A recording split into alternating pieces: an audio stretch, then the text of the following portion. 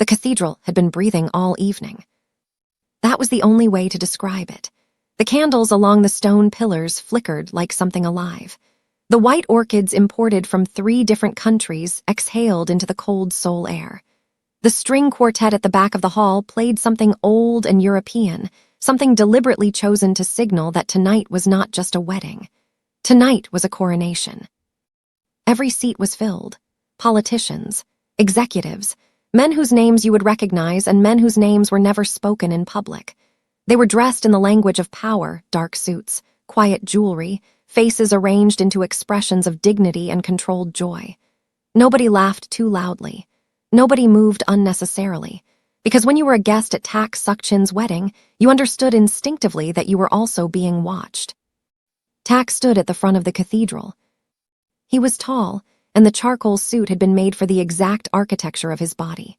The tattoos that crawled up the left side of his neck, dark ink tracing patterns that told a history no biography would ever publish, were the only thing about him that felt uncontrolled. Everything else was geometry. His jaw, his posture, the precise way his hands were folded at his front, fingers interlocked, knuckles unblemished despite a life that should have destroyed them many times over. He was not nervous. Tak Suk-chin did not get nervous. Nervousness was a luxury of people who hadn't already calculated every possible outcome. He had calculated this one. He had calculated Veronica Myers with the same cold precision he calculated market positions and territorial agreements. She was from the right family. She moved in the right rooms. She smiled at the right people and remembered their children's names and laughed at the right moments. A perfect asset. A perfect alliance. And she was beautiful, which was not irrelevant. Even Tak understood that beauty served a function in the currency of power. The music shifted. The doors at the back of the cathedral opened, and Veronica appeared. She wore ivory lace with a train that required 2 attendants. Her hair was swept back from her face, exposing the long, deliberate elegance of her neck. She walked slowly, the way someone walks when they know they are being watched, when every step is a sentence in a language they have mastered completely. She smiled at the guests on each side, not too wide, precisely calibrated. She had done the rehearsal 4 times. She had watched footage of herself doing it. When she reached the altar and her eyes met Tak's, she held his gaze with the specific warmth of someone who had decided warmth was the correct expression for this moment. Tak noticed, not for the first time, that her eyes didn't change when she smiled. They stayed the same temperature. He had categorized this quality in her the same way he had categorized it in business rivals. It was a trait he recognized because it was a trait he shared. He had considered it a compatibility. The officiant began to speak. The hall was completely still. And then the side door opened. She didn't rush. That was the first thing. Philomena Rikers walked into the ceremony hall the way someone walks when they have already accepted every consequence of what they are about to do. She was in the plain black uniform of the catering staff. She was young, composed, and she was holding a white envelope in both hands in front of her like something almost ceremonial. The guests turned, one by one, then all at once. The officiant stopped speaking. Veronica's lips pressed together, just slightly, just for a fraction of a second, then she controlled it. Philomena walked directly to Tak, not to a side staff member, not to the wedding coordinator hovering near the pillar. Directly to Tak Suk-chin, in front of every person in that cathedral, and she stopped 2 feet in front of him and extended the envelope forward with both hands. She said nothing. The silence in that cathedral was not the silence of peace. It was the silence of 500 people simultaneously deciding not to breathe. Tak looked at her face. He had learned long ago that faces told you more than words ever would, and her face told him something he couldn't immediately categorize, which itself was unusual. She wasn't afraid of him. She was afraid for something else, something she was protecting. He looked at the envelope. His name was written on it by hand. Neat, small letters, not urgent, careful. He took it. Philomena stepped back 1 step and waited. Tak turned the envelope over in his hands once. He looked at Veronica. Her expression had arranged itself back into composed concern, the face of a bride whose ceremony has been interrupted by something she is graciously tolerating. Her hands were folded at her waist. Her jaw was perfectly set, but her left thumb was pressing into her right palm. Tak opened the envelope. He did not step away. He did not go to a private room. He stood exactly where he was, at the altar, in front of every person he had ever done business with, and he unfolded the paper inside. The sound of it unfolding was the loudest thing in the room. He read the first paragraph, then he stopped. He read it again. His body did not move. His expression did not change. But something behind his eyes recalculated completely. The way a room looks different the moment you understand that what you thought was a wall is actually a door. He had a daughter. 4 years old, biological, confirmed. He read it a third time. Then he folded the paper with the same precision he'd unfolded it, placed it in the interior pocket of his jacket, directly against his chest, and looked up. He looked at the officiant first. His voice was quiet and absolutely clear. He said he needed a moment. The officiant nodded. Tak looked at Veronica. He said her name once, just her name, the way you say a word when you are testing whether it still means what you thought it meant. She met his eyes. She touched the pearl at her throat, and she smiled, a smaller smile now, private, reassuring, and she said of course there was nothing he needed to know. She said this was simply some disruption. She said these things happened at large events and they should continue, because the officiant and the guests and the flowers and the evening were all waiting, and this was their moment, and nothing that happened in the last 60 seconds changed anything about what they were to each other. Tak listened to all of it. Then he nodded slowly and said, they could not continue. The sound that went through that cathedral was not a gasp. It was deeper than that. It was the sound of 500 people recalibrating everything they thought they understood about the next 5 minutes, the next 5 years, the next arrangement of power in this city. Someone in the back knocked over a glass. It shattered against the marble floor like a small gunshot. Veronica's smile disappeared. Tak did not look at the broken glass.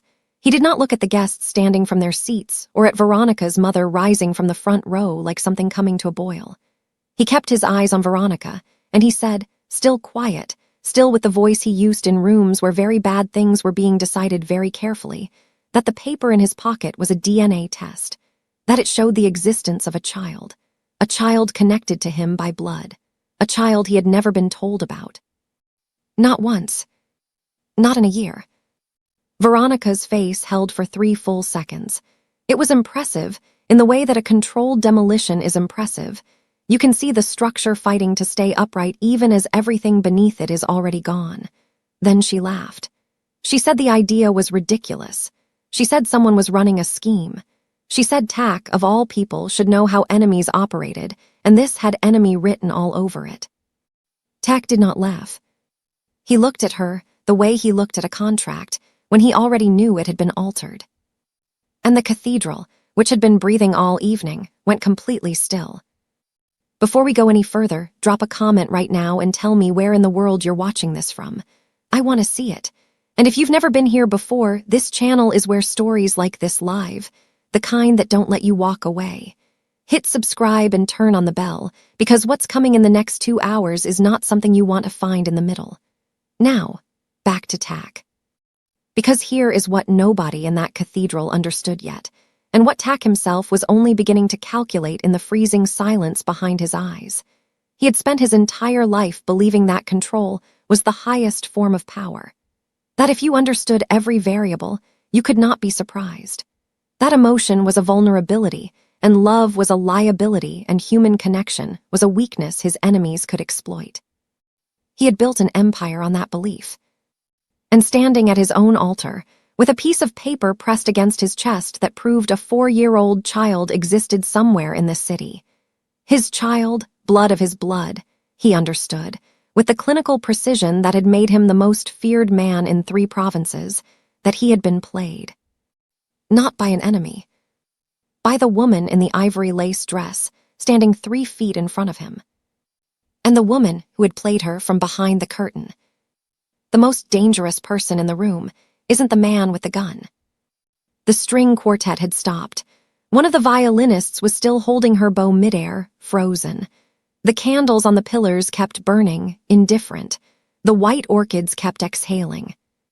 Tak reached into his jacket pocket and touched the edge of the folded paper once. 4 years. He had a daughter for 4 years, and someone in this room had made sure he never knew. He looked at Philomena Rikers, who was still standing exactly 1 step behind him, exactly where she had placed herself when she delivered the envelope. She had not run. She had not apologized. She was waiting with the patience of someone who had been waiting a very long time for this specific moment to arrive. He had seen her face somewhere. He was certain of it. He just didn't know yet where.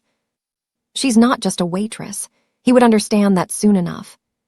He turned back to the room, to the politicians and executives and men with unspoken names, all of them watching him, all of them already deciding what this fracture meant for their own arrangements, their own alliances, their own futures that had been built around the assumption of Tak Sukchin's absolute, unassailable control. He let them watch. He straightened his jacket. And in the voice that had ended careers and rearranged territories and made men in boardrooms forget their own names, he told the room the wedding was over. He said it the way you close a door. Was the power worth the price of the life you almost missed? That question was going to follow Tak Sukchin for the next 120 minutes.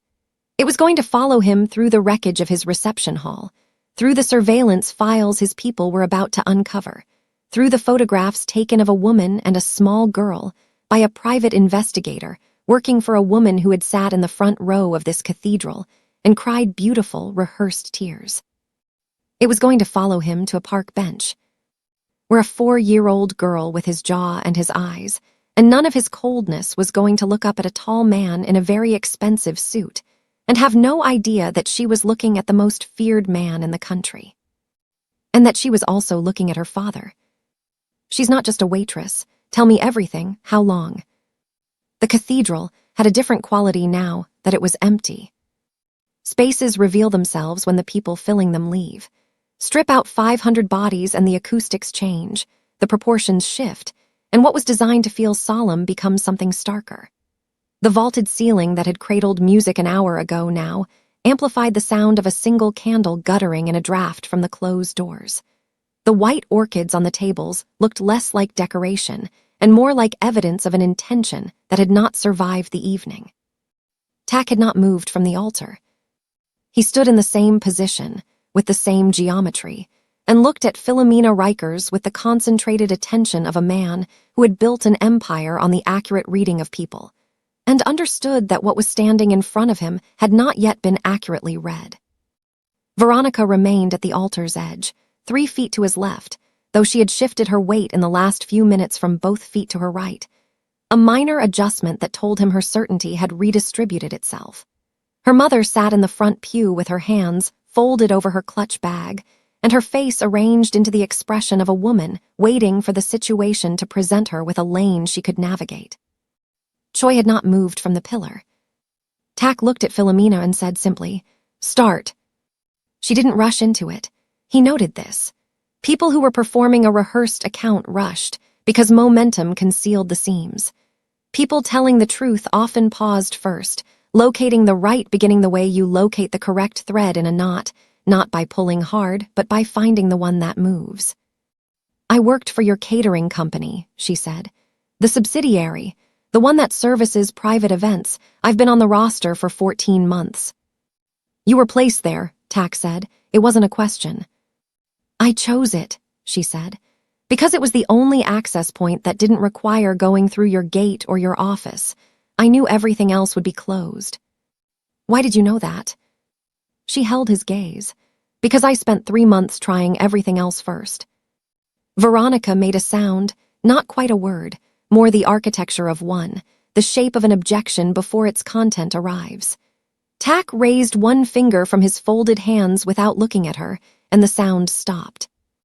"She's not just a waitress," he said, still to the room, still with that quiet that functioned like a hand around a throat.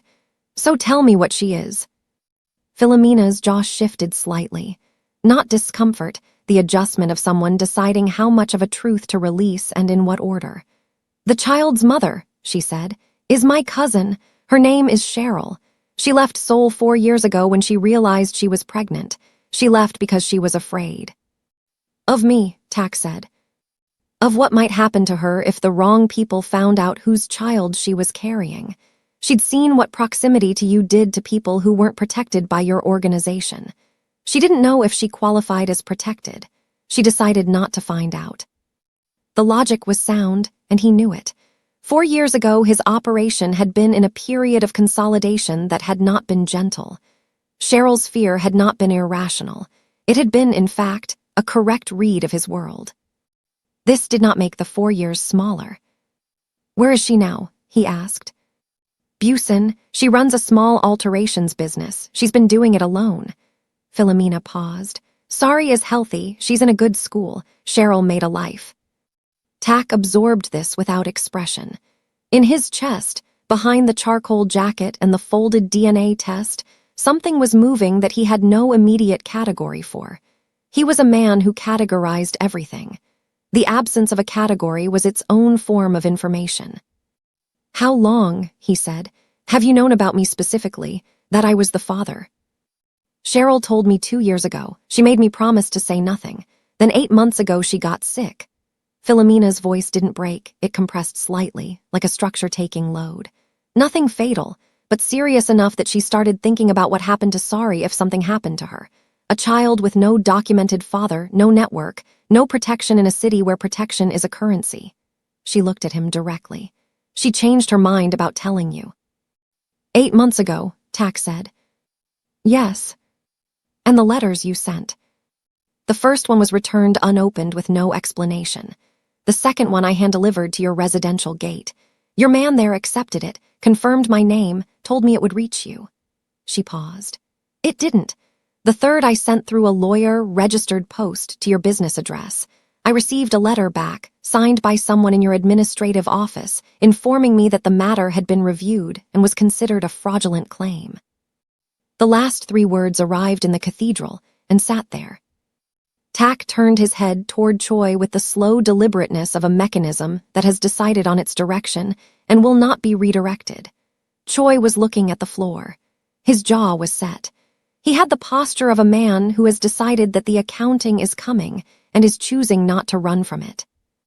Who reviewed it, Tak said, not to Choi, to the air between them.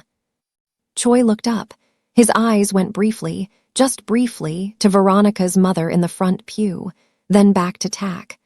I was told it was standard procedure for unverified external claims. I was told the legal team had assessed it. Were you told what the claim was? A pause that lasted exactly long enough to confirm what Tak already knew. Not specifically. How long have you been receiving instructions from a source outside my direct authority? The question didn't rise at the end. It remained flat, level, and more dangerous for it. Choi said nothing for 4 seconds. Then, the instructions came through the household coordination channel. I believed they were sanctioned. You've betrayed the wrong man. Tak didn't say it. He stored it in the part of his mind where consequences were organized and managed and eventually delivered, and he turned back to Philomena. The 4th attempt, he said. Tonight. Tonight was the only remaining window where your security would be divided between the venue and the perimeter. Large guest lists required distributed attention. I knew if I was already inside as staff, already vetted and badged for the event, there was no gate to be turned away from. She looked at him steadily. I've been on the catering roster for 14 months, Mr. Tak. I took every event your company hosted in case one of them gave me access to you directly. This was the first one that did. 14 months.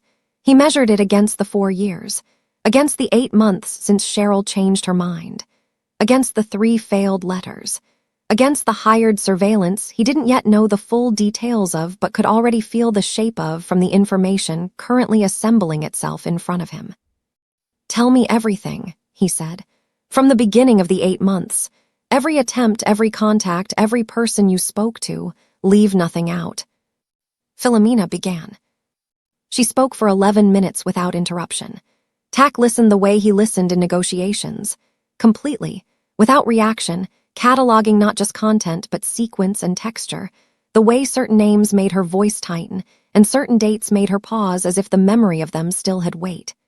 By the time she finished, the picture that had assembled itself in his mind was not merely a picture of a woman trying to reach him. It was a picture of a system. A coordinated, resourced, deliberate system designed to ensure that a specific piece of information never arrived. Veronica had not spoken since the single aborted sound 30 minutes ago.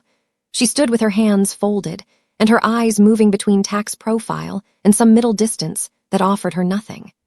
The ivory lace of her dress had acquired a different quality in the emptied cathedral, no longer bridal, no longer ceremonial. It looked now simply like an expensive choice made in anticipation of an outcome that had not materialized. It was her mother who spoke first. "Tak!" Her voice was measured and carried the particular authority of a woman who understood that authority was a performance and had been performing it for longer than most people in this city had been paying attention. "What you're hearing tonight is a targeted disruption designed by people who have a great deal to gain from destabilizing this alliance. I want you to consider very carefully." "I want you to stop speaking," Tak said. She stopped. "You will speak when I ask you a question," he said. "You have not been asked a question." The silence that followed had a different texture than the cathedral's earlier silences. It was smaller, more intimate. The silence of a room that has contracted to contain only the people in it, stripped of ceremony and audience and the protective buffer of occasion. Veronica looked at her mother. Her mother looked at Tak. And in that exchange, in the microarchitecture of those two glances, Tak saw the seam. The place where the construction showed itself for what it was. Not two women responding separately to a crisis. Two women who had been operating from the same playbook and were now, for the first time, uncertain whose name was on the cover. "How long," Tak said, turning to Veronica, "did you know Cheryl existed?" Veronica's composure held for one more breath. One more beat of the constructed, practiced, magnificent facade she had maintained through 14 months of lies, and a cathedral full of witnesses, and a DNA test read at her own altar. Then she said, "That isn't a simple question." "It is," he said. "It has a number in the answer. Give me the number." She looked at him, really looked at him, perhaps for the first time since the envelope arrived, without the layer of performance between her eyes and his. And what he saw in that unguarded moment was not the villain he might have expected. It was something more uncomfortable than that. It was a woman who had told herself a story about what she was doing and why, and had believed it completely, and was now in the first seconds of understanding that the story had a different ending than she'd written. "Since before we were engaged," she said quietly. The candle nearest the altar guttered again. Neither of them looked at it. Tak nodded once, slowly. The way you nod when a number confirms a calculation you were hopping was wrong. He looked at Choi. "Bring the car around. One car, just the driver." He looked at Philomena. "You're coming with me." Then, finally, back to Veronica and to the woman in the front pew in the steel-gray silk who had still not moved and whose hands had tightened on the clutch bag until the knuckles showed. "Neither of you leaves this building until my people arrive. You will be taken somewhere comfortable and you will wait." Veronica's mother opened her mouth. Tak looked at her and she closed it. He straightened his jacket. He touched the exterior of his pocket once, where the paper was. Then he walked down the aisle of the empty cathedral, past the broken glass that was still on the floor, past the guttering candles and the arranged orchids, toward the door with Philomena 3 steps behind him and Choi already moving to comply. At the door he stopped. He didn't turn around. He spoke to the room he was leaving. "Who told you to burn them?" he said. It wasn't directed at anyone specifically. It was a question he was going to need answered. It was a question that was going to dismantle several things he had believed about his operation, his household, and the people he had trusted to manage the seams of his life. He already knew some of the answers. The rest he was going to find in Blasian. "Who told you to burn them? Do not lie to me." The cathedral door opened, and the cold night air came through, and Tak Suk-chin walked out of his own wedding into the dark, with the name of a daughter he had never met pressed against his chest like a second heartbeat. The office had been built to intimidate. Not overtly, Tak had never trusted overt intimidation, which was the province of men who needed their power confirmed by the reactions of others.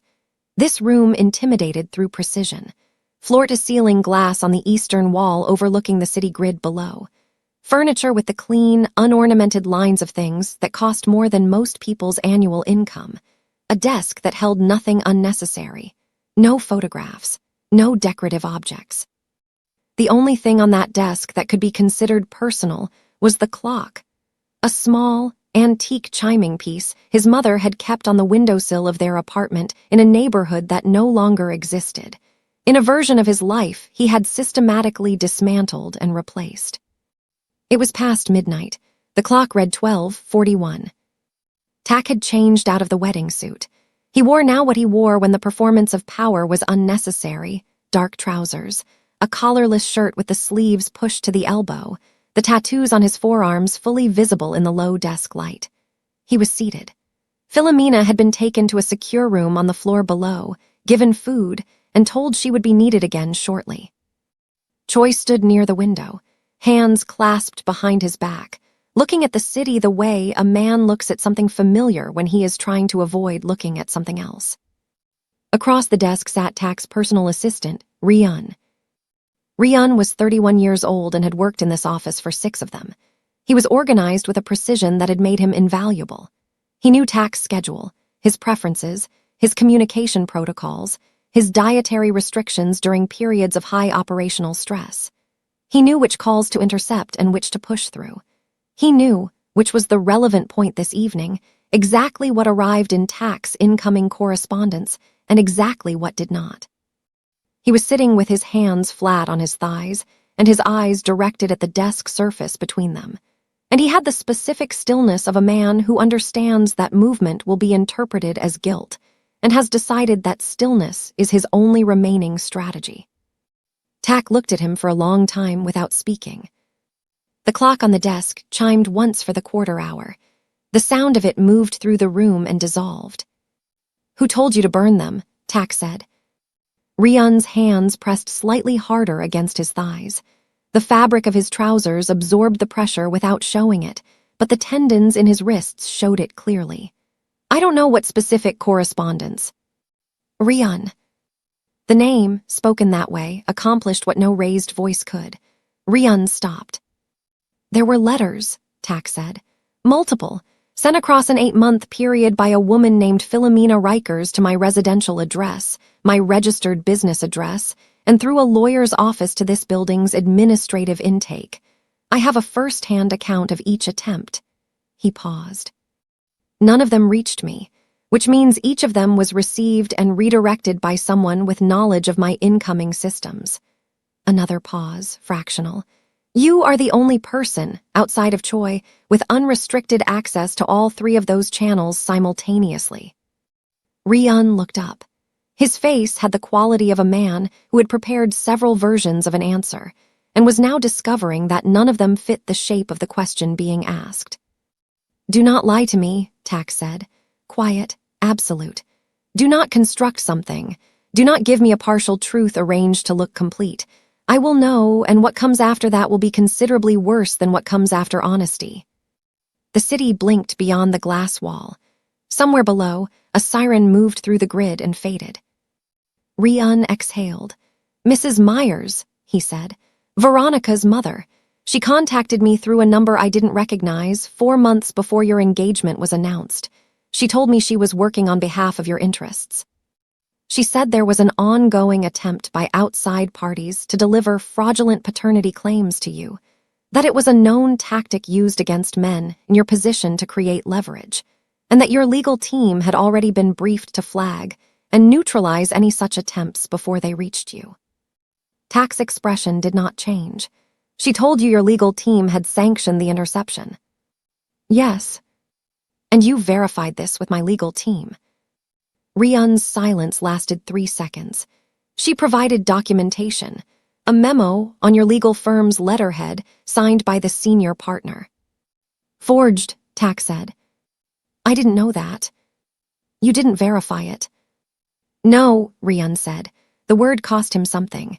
It showed in the muscles of his jaw. Tak looked at Choi. "The memo, can it be retrieved?" Choi said, "I'll have it by morning." "Ryun." Tak's attention returned to his assistant with the quality of a laser that has found its surface.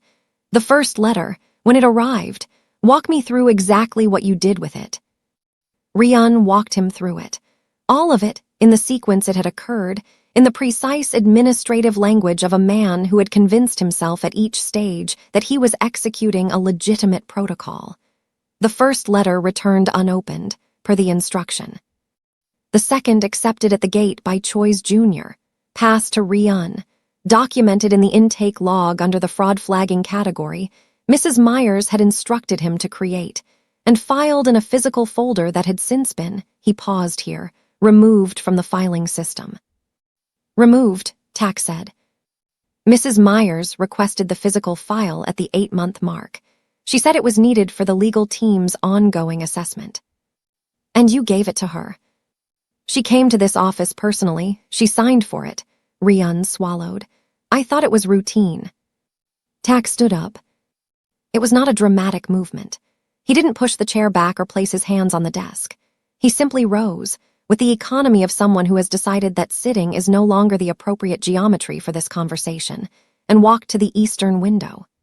He stood with his back to the room and looked at the city below, the grid of it, the lights, the infrastructure of a place he had spent 15 years learning to navigate and control, street by street and connection by connection. He had a daughter who had been alive for 4 years and 3 months in a city 300 kilometers south of this window. She had his hands. He had not known her name until 90 minutes ago. And the mechanism that had kept her from him had not been constructed by an enemy. It had been constructed inside this building. Inside his systems, his channels, his carefully organized world, by a woman who had sat in the front pew of his wedding tonight in steel gray silk and cried rehearsed tears. The ghost in this office, he thought, wore a visitor's badge and signed the intake log. He turned around. The lawyer, he said to Rian. The third attempt, registered post to the administrative address, a letter from a lawyer's office on Philomena's behalf. Rian nodded carefully. It was flagged under the same protocol. I drafted the response myself, informing the sender that the claim was assessed as fraudulent and would not be entertained. On whose signature did you send it? Rian looked at the desk surface again. Mine, he said, under the administrative office header. So a lawyer, acting on behalf of a woman trying to inform me of my own child's existence, received an official letter from my administrative office declaring the information fraudulent. Tak let this sit in the room for a moment, and the lawyer would have had no reason to question the authority of that response. No, Rian said, they wouldn't have. Choi shifted his weight near the window. It was a minimal movement, barely perceptible, but in the silence of the office at 12:50 in the morning, it registered like a sound. Tak looked at him. The gate, Tak said. The second letter. Philomena delivered it in person. Your junior accepted it. Yes, Choi said. He reported it to you. A pause, not the pause of a man constructing a lie. Choi had moved past that option 20 minutes ago, and both of them knew it. It was the pause of a man measuring the weight of what he is about to put down. He flagged it to me as an unverified external contact, attempting personal access. I logged it under the fraud protocol Rian had circulated. When did Rian circulate that protocol? Choi looked at Rian. Rian looked at the desk. The week after Mrs. Myers's first contact, Rian said. She recommended formalizing the flagging procedure. She said it would protect your operational integrity during the pre-engagement period. Tak absorbed the timeline. Mrs. Myers had contacted Rian before the engagement was even announced, which meant the interception system had been built before Philomena made her first attempt, which meant the woman in the steel gray silk had known about Cheryl's decision to come forward before Philomena had acted on it, which meant there was a surveillance apparatus, something that had been watching Cheryl and Philomena in Busan, monitoring communications, anticipating moves, that predated everything Tak had known about this situation by a significant margin. He walked back to the desk. He did not sit down. He stood behind the chair and placed one hand on its back. You've betrayed the wrong man, he said.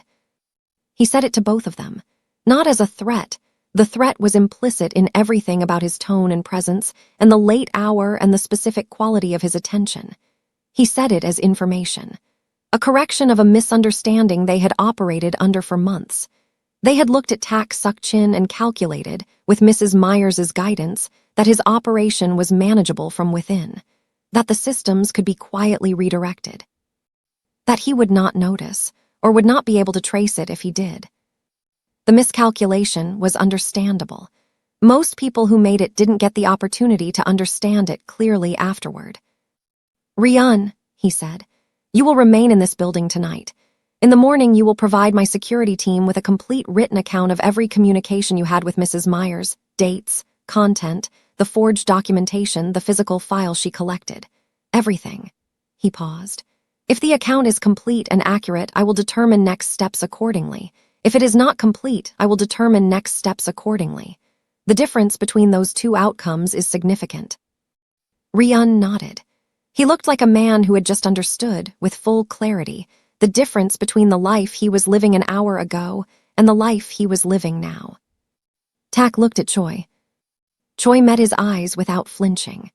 Of the two men in this room, Choi was the one whose betrayal had the most weight, because Choi's loyalty had been the longest and the closest, and because Choi had looked at the forged protocol and chosen not to ask the question that a man of his experience should have asked. "You knew something was wrong," Tak said. "It was not a question. It was a reading." Choi said, "I had a doubt. I didn't follow it." "Why?" A long pause. Honest, this time. "Because following it meant asking questions that would have put me between you and Mrs. Myers before the engagement, and I calculated that the risk of that position was higher than the risk of the doubt." Tak looked at him for a very long time. "Go home," he said. "We'll speak tomorrow." Choi left. Ryun was collected by two of Tak's security personnel, who materialized with the quiet efficiency of people who had been waiting in the corridor for exactly this instruction. The office was empty. Tak stood at the desk in the low light, alone for the first time since the cathedral, and looked at the antique clock his mother had kept on the windowsill. It read 1:07. It chimed once softly. Into the silence of a room from which every ghost had been, at least temporarily, removed. He thought about Sari, 4 years and 3 months. Her name, when Philomena had said it, had done something to the air in the cathedral that he still didn't have a category for. He reached for his phone. He looked at it for a moment. Then he set it face down on the desk and looked at the city instead. He had spent 15 years building systems to protect everything that mattered to him. Not one of those systems had known she existed. "Do not lie to me. Who told you to burn them?" The answers were assembling themselves, piece by documented piece, into a shape that was larger and more deliberate than he'd calculated in the cathedral. And at the center of that shape, in the steel-gray silk, sat a woman who had not yet been asked a single question. That conversation was coming. First, he needed to know exactly how far her reach had extended, not into his office, not into his gate. Into Blasian. Into the street where his daughter walked to school. The file arrived at 6:14 in the morning. Tak had not slept. He had not tried. He had spent the hours between Choi's departure and dawn at the eastern window with a glass of water he didn't drink, watching the city grid below transition through its nocturnal rhythms. The last service vehicles, the early delivery runs, the gradual brightening of the eastern horizon that the glass wall framed like a painting of a thing rather than the thing itself. When his security chief, a compact, methodical woman named Seo who had worked intelligence before she worked for him, placed the physical folder on his desk at 6:14, he was already seated, already waiting. "Everything we pulled from the administrative intake archive," she said, "cross-referenced with the external surveillance documentation we recovered from the file Mrs. Myers signed out." She paused. There was a secondary file. She didn't know we maintained digital shadows of physical records. It was in the backup system under a routing number that hadn't been audited in 18 months. Tak looked at the folder. It was thicker than it should have been for something that was supposed to not exist. "How long did it take you to find it?" 3 hours, Seo said. once I knew what I was looking for. He opened it. The first section was administrative. The forged legal memo Rian had described, the intake logs, the flagging protocol documentation with Mrs. Myers's fingerprints all over its language and architecture. He moved through this efficiently, not because it was unimportant, but because he had already mapped its shape from last night's conversation. Confirmation was not the same as discovery. The second section stopped him. It was a surveillance log. Printed, not digital, someone had been careful enough to avoid leaving an electronic trail at the source, which meant the original had been generated outside his systems entirely. But the routing number on the backup had captured a scanned copy, and what TAC was looking at now was a 14-month record of coordinated observation conducted on 2 subjects in Blasian. Subject 1, Cheryl. Subject 2, a child designated in the log only by age and physical description. Female, 4 years old, light build, dark hair. His daughter had a case number in someone else's surveillance file. TAC set the page down on the desk with a precision that was doing significant work. They were watching her, he said. It was not a question, and CO did not treat it as one. Both of them, she said. The log entries run 6 days a week. School drop-offs, pickups, Cheryl's business hours, her regular routes, her contacts. There are notations on every adult who spent time in proximity to the child. Teachers, neighbors, a woman who ran the stall adjacent to Cheryl's alterations shop. She paused. Philomena is in there extensively from the 8-month mark onward. Her movements, her communications, her attempts to reach you. Every one of them is logged here before she made them. Before she made them. TAC absorbed the implication of that. The surveillance had not been reactive, watching Philomena after she began her attempts and trying to intercept. It had been predictive. Someone had anticipated Cheryl's decision to come forward and had put the infrastructure in place before the first letter was ever written. Which meant Mrs. Myers had a source close to Cheryl. Someone inside her life who had fed the decision back through a channel that ended at a private investigator's log in a file that was supposed to have been permanently removed from this building. He turned to the next page. How many photos? He said. CO placed a separate envelope on the desk. 143 confirmed. These are the ones in the backup. The originals, whatever the Pi's own archive contains, we don't have a number for yet. TAC opened the envelope. He went through them slowly. Cheryl outside the alterations shop, unlocking the door on a winter morning. Cheryl at a market, carrying bags, not looking at the camera because she didn't know the camera existed. A park, a public park with benches and a small climbing structure, and his daughter running between the bars of it with her arms out for balance, wearing a red coat, laughing at something outside the frame. He stopped at that photograph. She had his jaw. Philomena had said it, and it was true, the line of it, the particular angle. Everything else about her face was Cheryl's, softer and more open than anything in TAC's genetic inheritance had any right to produce. But the jaw was his, unmistakable, the same geometry he had looked at in mirrors for 38 years. She was laughing in the photograph. Someone outside the frame had made her laugh, and the camera had caught it from a distance, with a long lens, through a gap in the park's perimeter hedging. The composition of it, a child's private joy, captured without consent from behind a hedge, by a man being paid by a woman who had sat in the front row of a cathedral and performed maternal warmth, did something to the temperature behind TAC's eyes that he recognized as the specific cold that preceded decisions he did not reverse. He placed the photograph face down on the desk. He looked at CO. The Pi, do we have identification?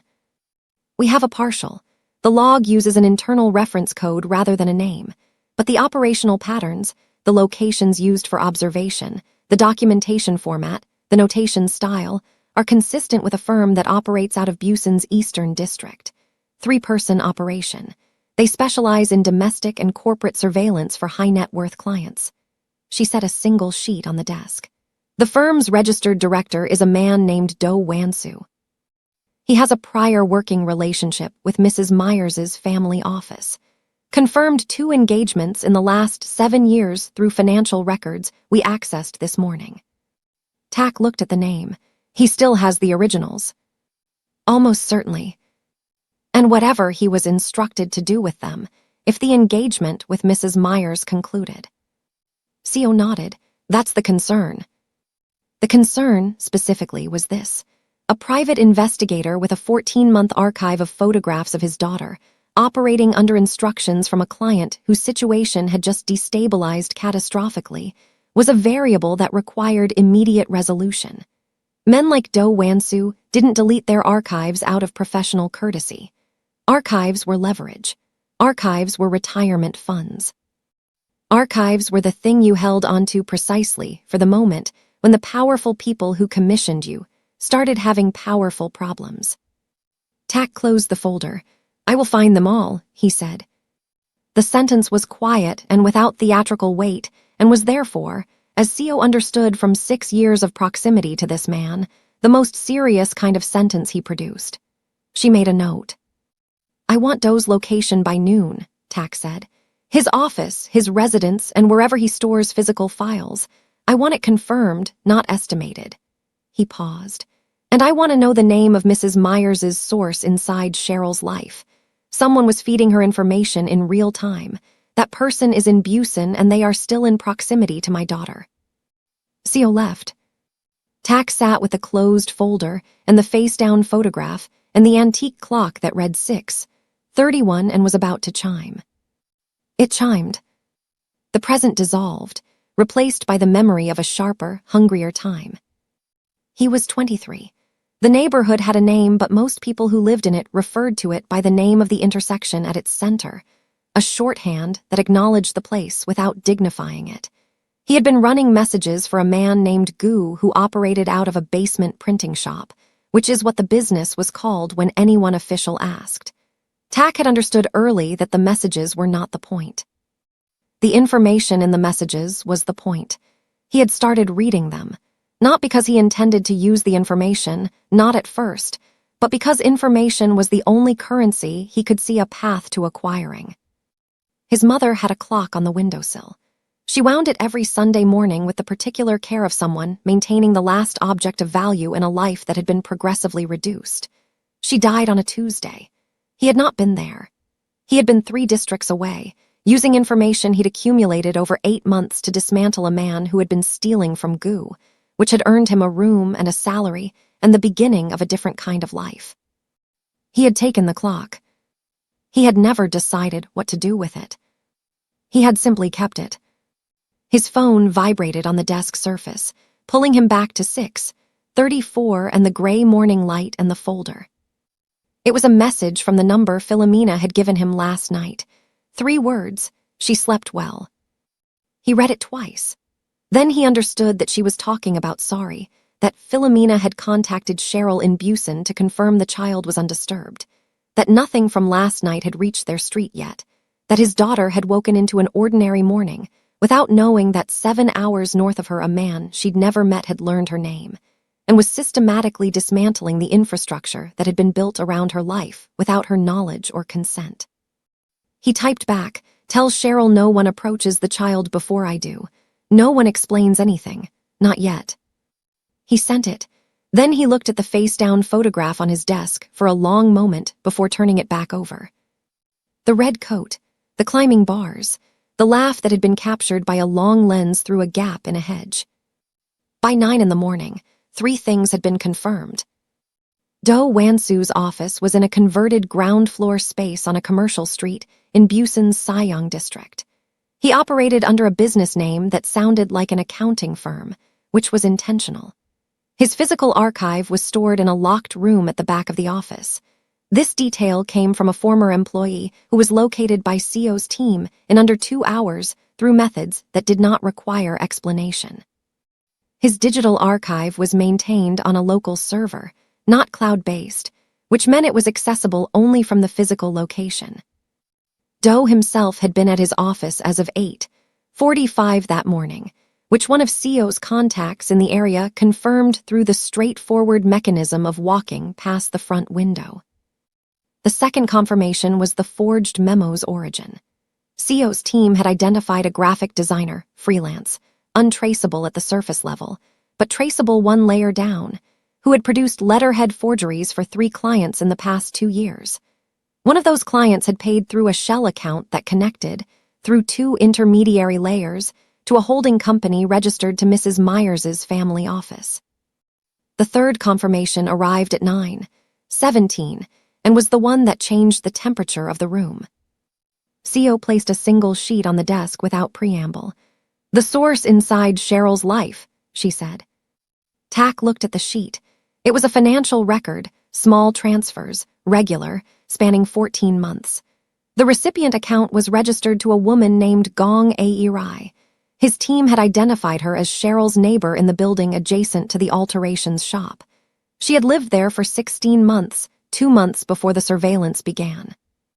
She had been placed there, moved into position before the operation started. Tack set the sheet down. "She's still in Blasian," CO said. "Same address as of this morning."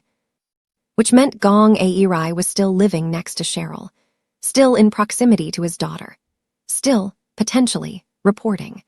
The client relationship might have been disrupted by last night's events, but disruption and termination were different things, and until the financial thread was formally severed, the woman next door was an unresolved variable in a situation that could not afford unresolved variables.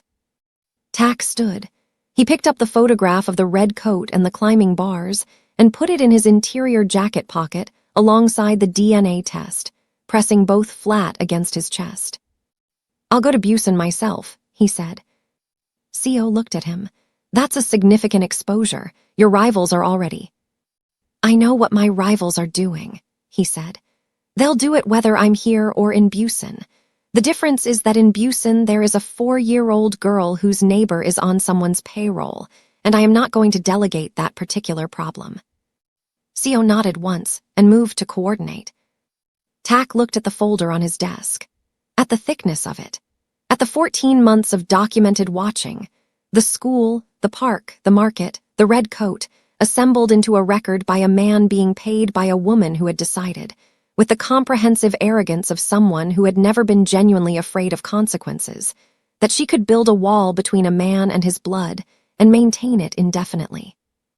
"How many photos? I will find them all." 143 confirmed. An unknown number in an office in Sayong district that Tack was going to be standing in before nightfall. And one woman in a steel gray suit, currently being held in a comfortable room 2 floors below this office, who had not yet been told that her Pi's backup files had survived her careful removal of the originals. That conversation was no longer tomorrow's problem. It was this afternoon's. Right after Tack looked his daughter's neighbor in the eye and asked her, in the quiet voice he used when the answer was not negotiable, exactly what she had been paid to watch and exactly who she had told. Blasian arrived the way cities do when you've spent years avoiding them, all at once, through a car window, familiar in its geography and foreign in everything else. Tack had been to Blasian 14 times on syndicate business. He knew its port infrastructure, its commercial districts, the 3 restaurants where conversations of a specific nature could be conducted without ambient surveillance concerns. He had never had cause to know its residential streets. The narrower ones, with the laundry lines between buildings and the small grocery stalls, and the neighbors who learned each other's schedules through proximity rather than intention. The car moved through the Sayong district first. They stopped outside Do Wan-su's office at 2:11 in the afternoon. The meeting with the private investigator was brief and technical, and conducted in the back room where the physical archive was stored. And by 2:43 the archive, all of it, the originals and the copies and the external drives, was in a case in the trunk of Tack's car, and Do Wan-su had been given a comprehensive explanation of what his professional future would look like if any shadow copy of any image surfaced anywhere through any channel at any point in the remainder of his career. Do had understood. Men in his profession developed a finely calibrated instinct for which clients they could eventually leverage, and which clients represented a category of risk that made leverage a suicidal option. He had miscategorized Mrs. Myers's commission. He would not make an equivalent error again. From Sayong, they drove 15 minutes east to the street where Cheryl's alterations shop occupied the ground floor of a narrow building with a blue awning and a hand-lettered sign. Gong Airai, the neighbor, was located and managed by two of Seoul's Blasian contacts with the quiet efficiency that tax organization had spent years developing. The financial thread was severed. The woman's understanding of her situation's new parameters was made explicit. She would be relocating within the week. This took 40 minutes. By 4:15, the logistical problems that had existed that morning no longer existed in their original form. The archive was secured. The surveillance infrastructure was dismantled. The immediate variables around his daughter's daily life had been resolved with the same methodical precision tack applied to every operational problem. He sat in the parked car outside a small public park 3 streets from Cheryl's building and understood that the next problem was not logistical. Philomena was waiting on a bench inside. She had arrived from Seoul on an earlier train, had spent 2 hours with Cheryl in the apartment above the shop, and had texted Tack at 3:50 with the park's address and a single additional line. Cheryl agreed. "She'll bring sorry at 4:30. She asked me to tell you she's terrified." He had read that last sentence 4 times on the drive over. He was sitting in the car at 4:22 and had not moved. Choi, in the passenger seat, said nothing. Since their conversation in the office last night, Choi had operated in a register of careful, undemonstrative usefulness, present, functional, asking nothing and offering nothing beyond what was requested. The accounting between them was pending, and both men knew it. For now, Choi's role was proximity, and he was fulfilling it without requiring management. "Does she know?" Tack said, not to Choi specifically, to the windshield. Choi understood the question. Philomena said Cheryl told her there's a man who knew her father who wants to say hello. That's all. A man who knew her father. Tack registered the architecture of that sentence, the careful, protective fiction constructed to give a 4-year-old child a frame for an incomprehensible situation. Her father was not an abstraction to sorry. Her father was a gap. A subject Cheryl had presumably navigated around for 4 years with the resourcefulness of someone who understood that some gaps, if described too precisely too early, become the shape a child grows around rather than through. He got out of the car. The park was small, the kind of neighborhood park that exists not as a destination, but as a default, a patch of maintained space between buildings where the immediate community deposits its daily life. A climbing structure in the center, 4 benches, a path that circled the perimeter, 2 older women on one bench, talking without looking at each other, a man walking a dog along the path. Afternoon light coming in low from the west, the particular gold of late winter sun that flatters everything indiscriminately. Philomena stood when she saw him approach and met him at the park's entrance. "Cheryl is 5 minutes out," she said. "She walks sorry through the back street from the school pickup. They'll come in through the east gate." Tack looked at the park, at the climbing structure, at the bench closest to the east gate, which was the obvious place to position himself, and which he immediately identified as wrong, too direct, too formal, a man sitting and waiting like an appointment. He looked at the path. "I'll walk," he said. "When they come in, don't signal me. Let it happen at whatever pace it happens." Philomena studied him for a moment with the assessing quality he had noticed in the cathedral, the look of someone accustomed to reading situations that most people couldn't read. She nodded and returned to her bench. Tack walked the perimeter path, hands in his coat pockets. The coat was plain.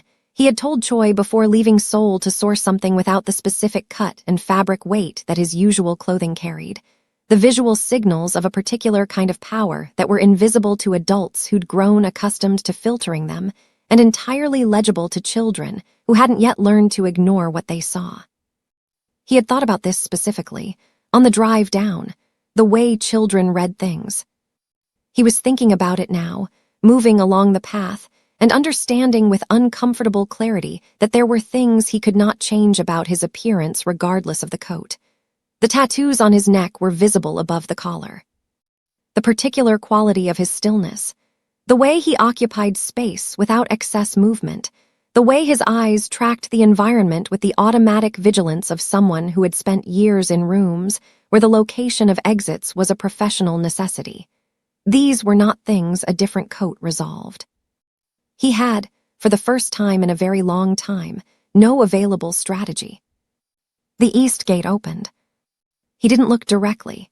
He saw it in his peripheral vision, a woman, slight, in a gray coat, and beside her a child in a yellow jacket holding her hand, taking the particular skipping half steps of a small person who has been walking since school and has opinions about the pace.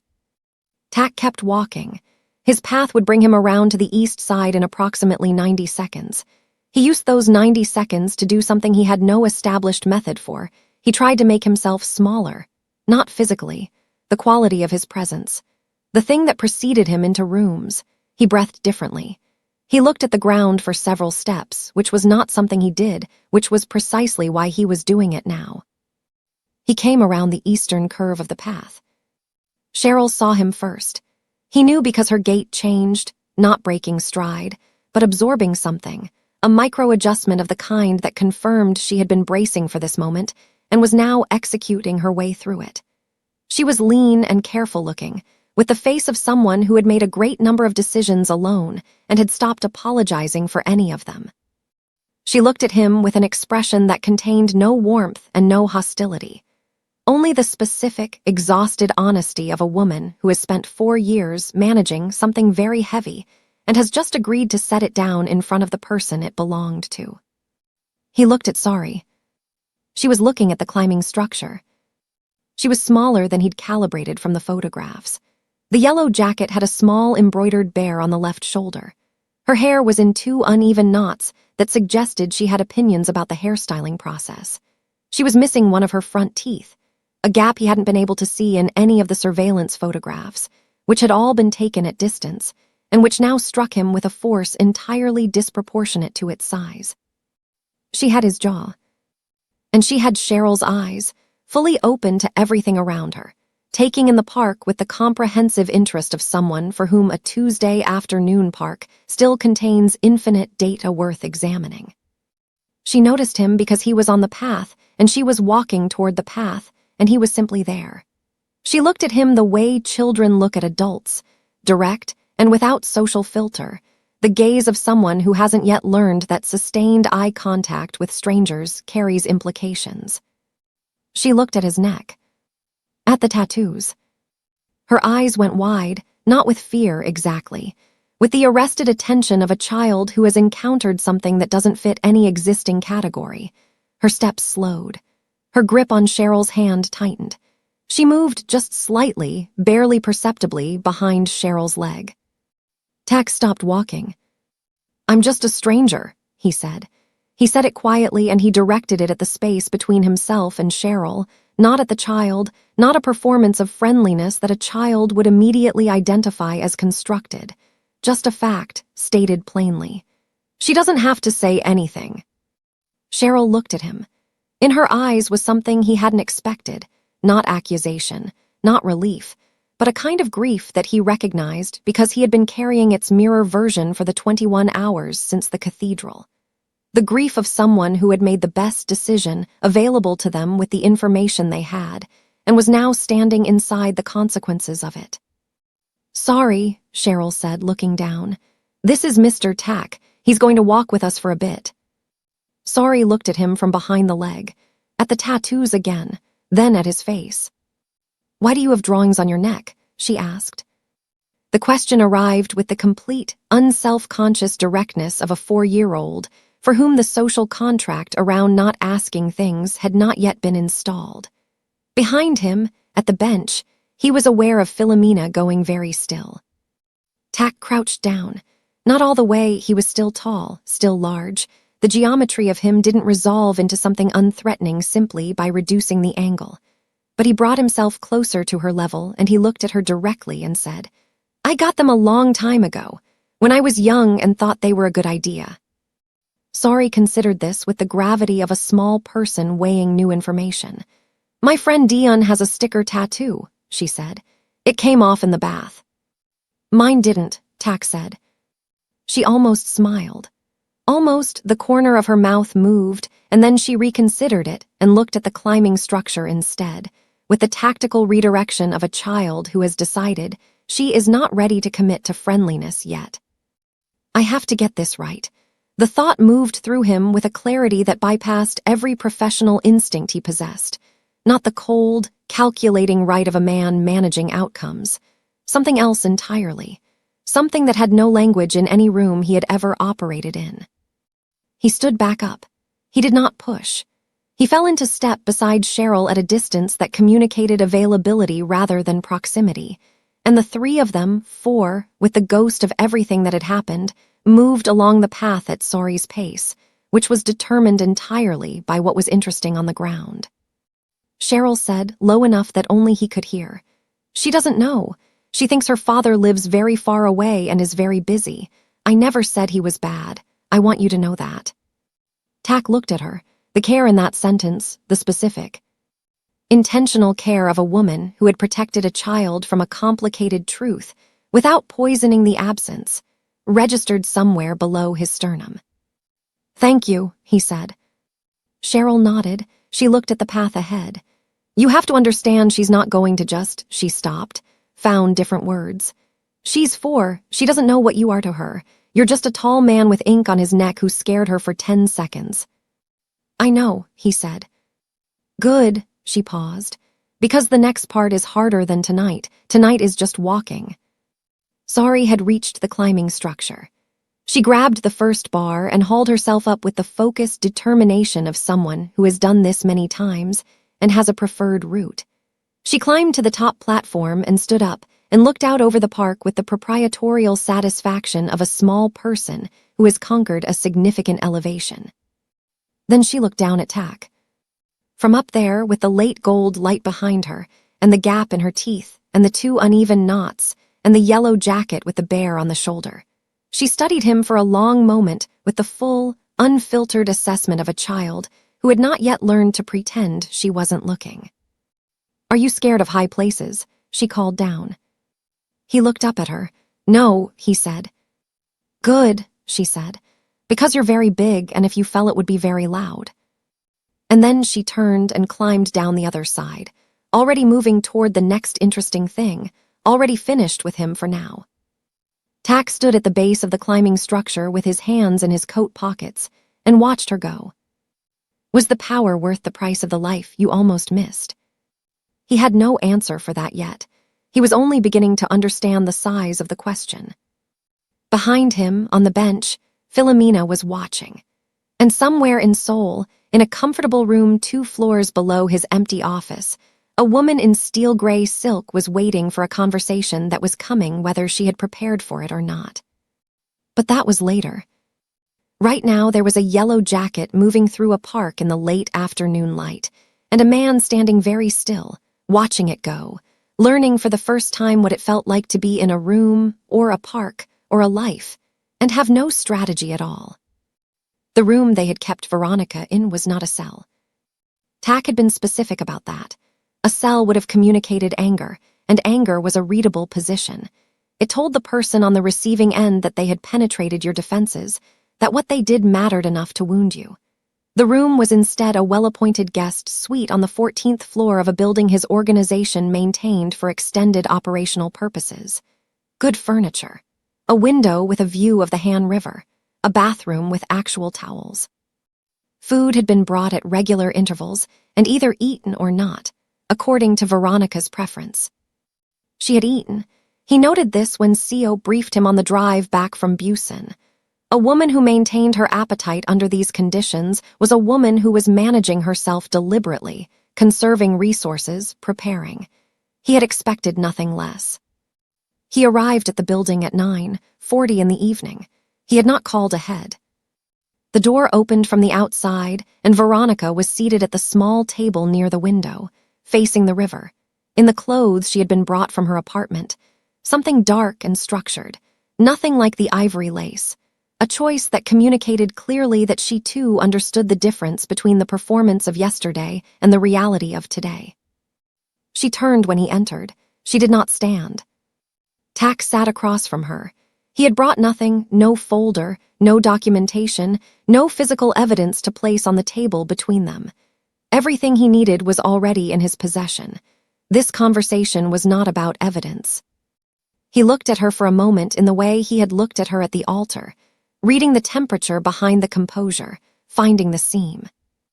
"You've been thinking about what to say," he said. "For 30 hours, she said. "Yes." "Then say it." Veronica looked at the river. The lights of the city reflected off the water in long, broken columns. She was quiet for a moment, not the performing quiet of someone constructing an impression, but the genuine quiet of someone who has rehearsed something so many times it has stopped feeling rehearsed and started feeling true. "I did it for us," she said. The sentence arrived without theatrical weight, which made it more effective than it would have been with any. She had learned that from someone, possibly from her mother, possibly from years of watching rooms and understanding how sincerity was perceived versus how it was performed. Tak said nothing. "I know how that sounds," she continued. "I know what you found in that office. I know you've spent 30 hours dismantling everything, and I know what the architecture of it looks like from the outside. It looks like a conspiracy. It looks calculated and cold and entirely about control." She looked at him now, directly. "But I need you to understand what it looked like from where I was standing when it started." "Tell me," he said. She took a breath. 8 months before our engagement, my mother came to me. She had information. She'd commissioned information, which I didn't know yet, which I found out later, and which I should have asked more questions about at the time. She told me there was a woman in Blasian with a child who was about to contact you. She told me that if that contact reached you, everything we had built toward would be finished before it began. That you would pivot entirely, that a child would become your singular focus, and the alliance, the political leverage, the syndicate stability we were building toward would collapse. She paused. She said it was a threat to the organization. She framed it as an operational concern. "And you believed her," Tak said. "I believed her framing," Veronica said. "There's a difference. I didn't believe the child was a fabrication. I knew from the way my mother presented it that the child was real. But I told myself that the timing of the disclosure, right before the engagement, structured to disrupt, was being orchestrated for maximum impact." A beat. "I told myself someone was using an innocent child as a tactical instrument." "Someone was," Tak said. "Your mother." The sentence landed. Veronica absorbed it without visible reaction, which was its own kind of reaction. "I know that now," she said. "I have known it in the part of myself I've been refusing to consult for longer than I'd like to admit."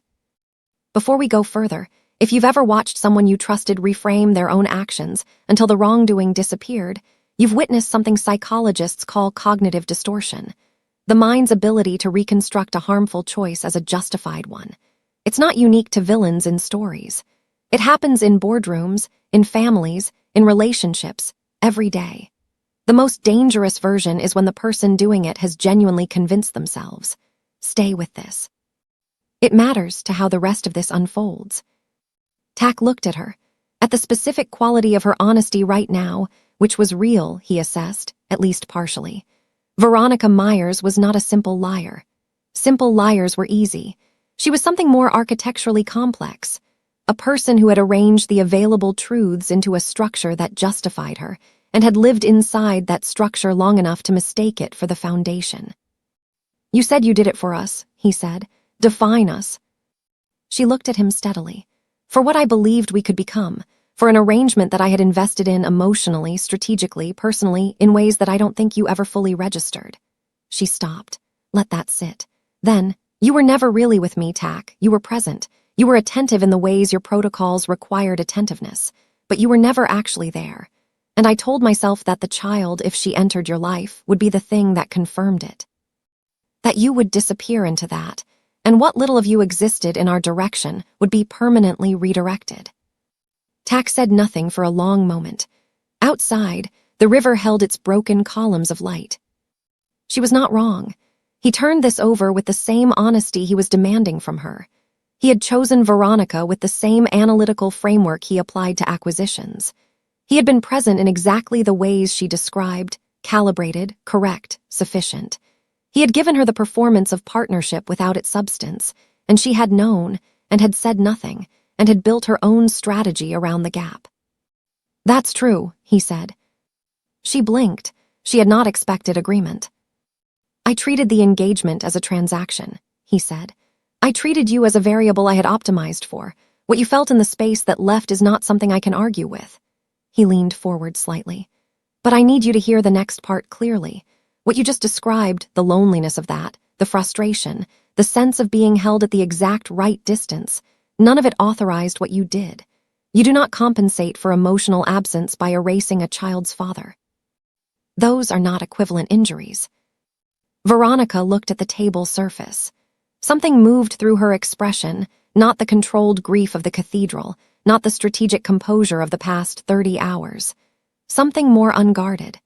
The face of a woman who had believed, at some level, that if she could just get to this conversation, if she could just explain the inside of it clearly enough, the accounting would be different. I know, she said quietly. I know they're not equivalent. Then tell me, Tak said. At what point during the 8 months did it stop being your mother's operation and become yours? The silence that followed was the most honest thing she had produced since he entered the room. The third letter, she said finally, Philomena's lawyer, when Ryun showed me the response he drafted. She looked up. I read it, I knew what it was closing off, and I approved it. A breath. Not because I still believed the operational framing.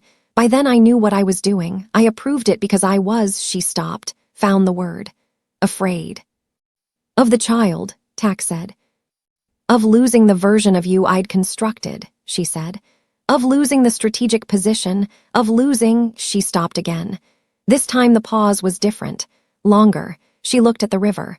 Of being exactly what I was afraid I was, replaceable. Love isn't a strategy, Tak said.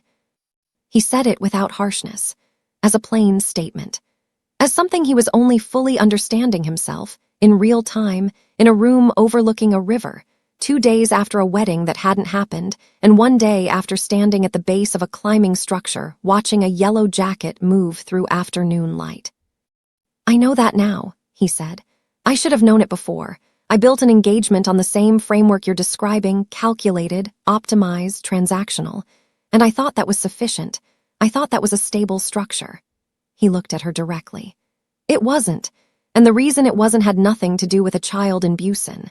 It had everything to do with the fact that I treated a human being like a line item and expected the relationship to hold. Veronica looked at him. In her expression was something he hadn't seen from her before, not admiration, not manipulation, not the careful warmth of a woman performing emotional availability. Something rawer. The look of a person who came into a room expecting a verdict and received instead a mirror. That doesn't change what I did, she said. No, he said, it doesn't. What happens now? She asked. Tak sat back. He looked at the river for a moment, at the broken light on the water. Your mother, he said, is a separate conversation with a separate set of consequences. The surveillance operation, the forged documentation, the compromising of my staff, those are not things that resolve with an explanation.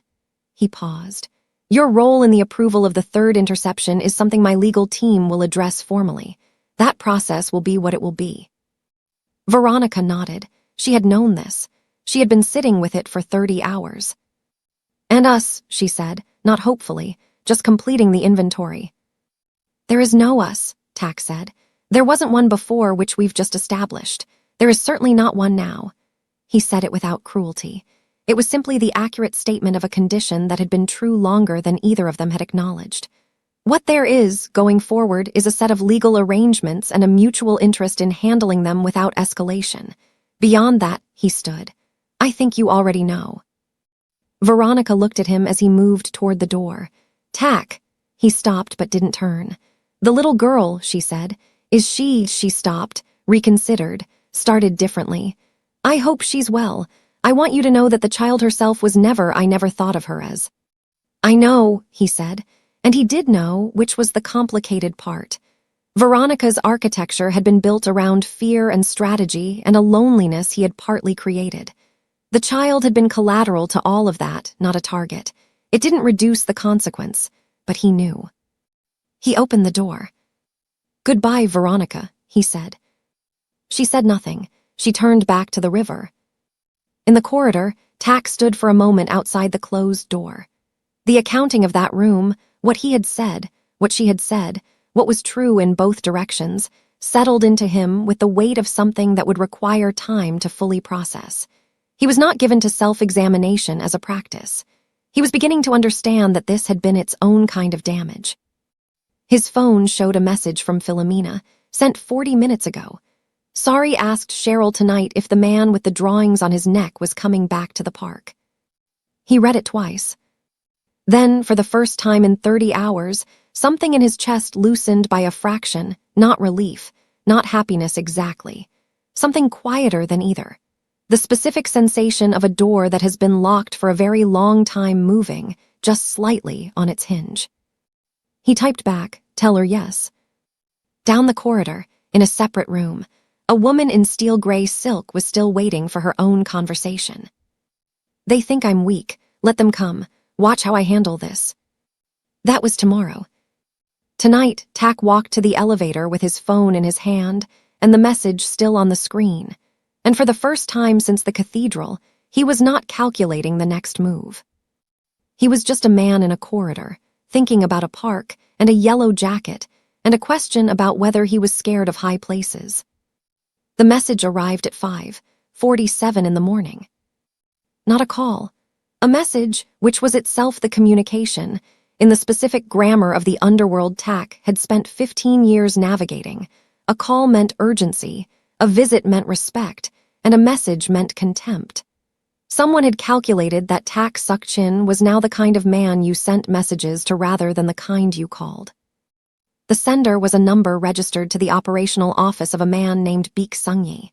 Beek controlled the Western Port Logistics Network, the legitimate surface of it, and the infrastructure underneath. He was 61 years old, methodical, and had been waiting for 17 years for a window in tax position that was wide enough to move through. He had the patience of a man who understood that opportunity, in this industry, was not created. It was waited for. The message read, heard the wedding was called off. Unfortunate timing with the Inchin renewal coming up. We should talk about the transition. Tak read it once, set the phone face down on the desk, picked up his coffee. The Inchin renewal was a territorial agreement covering the Northern Logistics Corridor, 3 years of negotiated stability that had been built on the understood premise of tax syndicate structural solidity. Beek was not suggesting a conversation about the renewal. He was suggesting, in the specific coded language of men who never said what they meant directly, that he considered the structural solidity to be in question. By 6:15, 2 more messages had arrived from separate numbers. The first was oblique, a request to revisit the terms of a distribution arrangement in the Southern Corridor from an organization that had not requested a revisit in 4 years. The second was less oblique, a single line from a number Tak recognized as belonging to the logistics coordinator of a rival network operating out of Inchin itself. Heard you had some family complications. The corridor waits for no one. They think I'm weak. Tak picked up his phone and called Seo. She answered on the first ring, which meant she had been awake. I've seen them, she said before he spoke. All 3. 4. There's a 4th from the Giala network that came in at 6:08. Lower tier, but the timing is coordinated. These aren't independent opportunists reading the same news. Someone circulated a signal. Tak set his coffee down. Beek. Most likely the origin point. He has the reach and the motive. The others are secondaries. They wouldn't move on their own, but they'll move if Beek moves first and the position holds. This was the standard mechanics of it. In an ecosystem built on the projection of strength, the appearance of vulnerability was its own kind of wound, not because it invited one decisive challenger, but because it invited a cascade. The first serious probe, if unanswered correctly, became permission for the next. The wedding had been public. 500 witnesses to a syndicate boss caught off guard at his own altar, a DNA test delivered by a waitress, a wedding called off in front of the entire political and business establishment of the city. The narrative had spread in the hours, since with the velocity of information that powerful people find both scandalous and useful. I want a full briefing at 8, Tak said. My office, Choi Yu the Inchin liaison and the legal team. He paused. Not the full table, just those. Understood. A beat.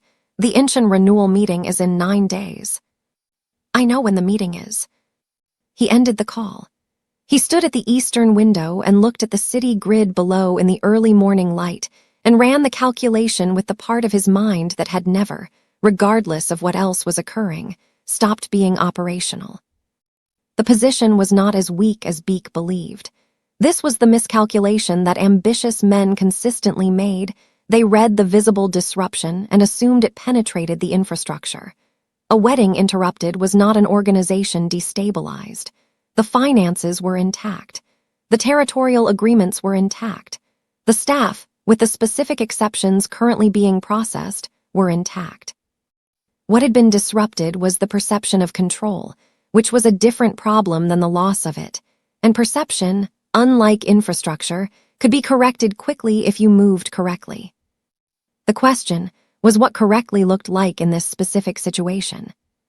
The briefing at 8 lasted 40 minutes. Tax spoke for the first 12. He laid out the incoming probes, their likely coordination, Beek's probable endgame, and the 9-day window before the Incheon renewal. He did this without notes, in the same register he used for everything, flat, precise, no editorial. When he finished, the room was quiet for a moment. Choi spoke first. Beek's move on the Incheon corridor depends on the renewal meeting going badly. If we walk in their solid, unified front, no visible fractures, his position collapses before he's committed anything actionable. He knows that, Tack said, which means his next move is to ensure the meeting doesn't go well. He'll apply pressure between now and then. On the corridor partners, on the subsidiary networks, possibly on staff. Our staff, the Incheon liaison asked. He'll look for anyone whose loyalty he thinks the last 2 days might have loosened. Tack looked around the table, which means everyone in this room needs to be visible and functional in the next 72 hours. No absences, no delayed responses, no behavior that reads as internal disorder. He paused on Choi briefly. A fraction of a second. Choi held it without deflecting. We present continuity, absolute and unambiguous. The legal team lead, a precise woman named Attorney Wu who had managed Tack's organizational documentation for 8 years, set a folder on the table. There's a secondary issue. 3 of the corridor partners have received what appear to be anonymous briefings about the DNA situation. Detailed ones. Details that didn't come from any public source. Tack looked at the folder. Beek has a source inside the cathedral guest list. Or inside our legal processing of the situation, Wu said carefully. The information in the briefings includes details about the administrative interception, the letters, the PI, the internal staff involvement. That level of detail suggests access to the documentation we've been compiling. The room recalibrated. Tack let the recalibration happen then. Lock the documentation. Physical copies only, held by Wu's office. Digital access suspended as of this meeting. Anyone outside this room who requests information about the internal situation goes through me directly. He looked at Wu. The corridor partners who received the briefings, I'll contact them personally. Today. That's significant exposure, Seo said. It's also the only move that works, Tack said. Beek's entire strategy depends on the partners believing I'm managing a crisis. The moment I call them directly, calmly, with full command of the facts and zero indication of disorder, the briefing he sent them becomes noise. He paused. I know these men. They didn't build what they built by backing unstable positions. They'll read the call correctly. Let them come. He made the calls from his office between 9 and 11:30. 6 corridor partners. 6 conversations, each calibrated to the specific history and concern of the man on the other end. He did not over-explain. He did not reference the wedding directly unless the partner did, and when they did, he acknowledged it with the measured brevity of a man describing a personnel matter that has been handled, not a catastrophe, not a scandal, a matter. Something identified, assessed, resolved. By the 3rd call, he could hear the shift. The careful, non-committal language of men deciding which way the wind was blowing beginning to resolve into something more solid. By the 6th, the corridor was stable. Not enthusiastic, stability was not enthusiasm, but holding. He set the phone down at 11. 47, and looked at the antique clock on his desk. Then he looked at the folder CO had placed on the corner of the desk, before leaving the compiled intelligence on Beek's current operational posture. Financial positions, territorial commitments, the leverage points in his network that a sufficiently informed adversary could apply pressure to without direct confrontation. Tack had built his career on a principle that most people in his industry misunderstood. The most effective response to aggression was not always counter-aggression. Sometimes it was architecture. You didn't fight the man coming through the door. You redesigned the building so the door no longer led where he expected. Watch how I handle this. He opened the folder and began to read. At 2 in the afternoon, Choi knocked and entered without waiting. Which was the protocol for information that required immediate delivery? Beek made a move, Choi said. He contacted the Incheon Renewal Committee directly and requested an agenda amendment. He wants to add a structural review item, essentially a formal assessment of whether the current territorial arrangements remain viable given recent organizational developments. Tack looked up from the folder. The committee accepted the amendment. They're considering it. The chair wants to hear from you before deciding. Tack nodded once. Get me the chair. The call with the committee chair lasted 8 minutes. When it ended, the agenda amendment had been declined, not because Tack had applied pressure, but because he had provided the chair with a sufficiently clear picture of what the amendment's acceptance would signal to every other network watching the renewal process. And the chair, who had been managing these arrangements for 11 years, understood that signal clearly and had no interest in sending it. Beek's move had been blocked before it formalized. Choi stood at the window. He won't stop at the committee. No, Tack agreed. He'll escalate, which is what I want. Choi turned. You want him to escalate? I want him committed, Tack said. Right now he's probing, testing, retreating, probing again. Men who are probing are dangerous because they're patient. Men who are committed have made a position visible enough to address. He closed the folder. Every move he makes in the next 9 days extends his exposure. By the time we walk into the Incheon renewal, I want him overextended. Choi was quiet for a moment. Then, and the internal situation, the staff compromises, the documentation leak. Being addressed through the appropriate channels. Tack looked at him directly, including yours. The accounting between them had been pending since the office conversation 2 nights ago. Choi met the directness without flinching. I understand. I know you do, Tack said. That's why you're still in this room. It was the closest thing to absolution Tack was currently capable of offering, and both of them understood its precise boundaries. Choi nodded. There's one more thing. He placed a printed photograph on the desk. This was posted to 3 anonymous channels this morning.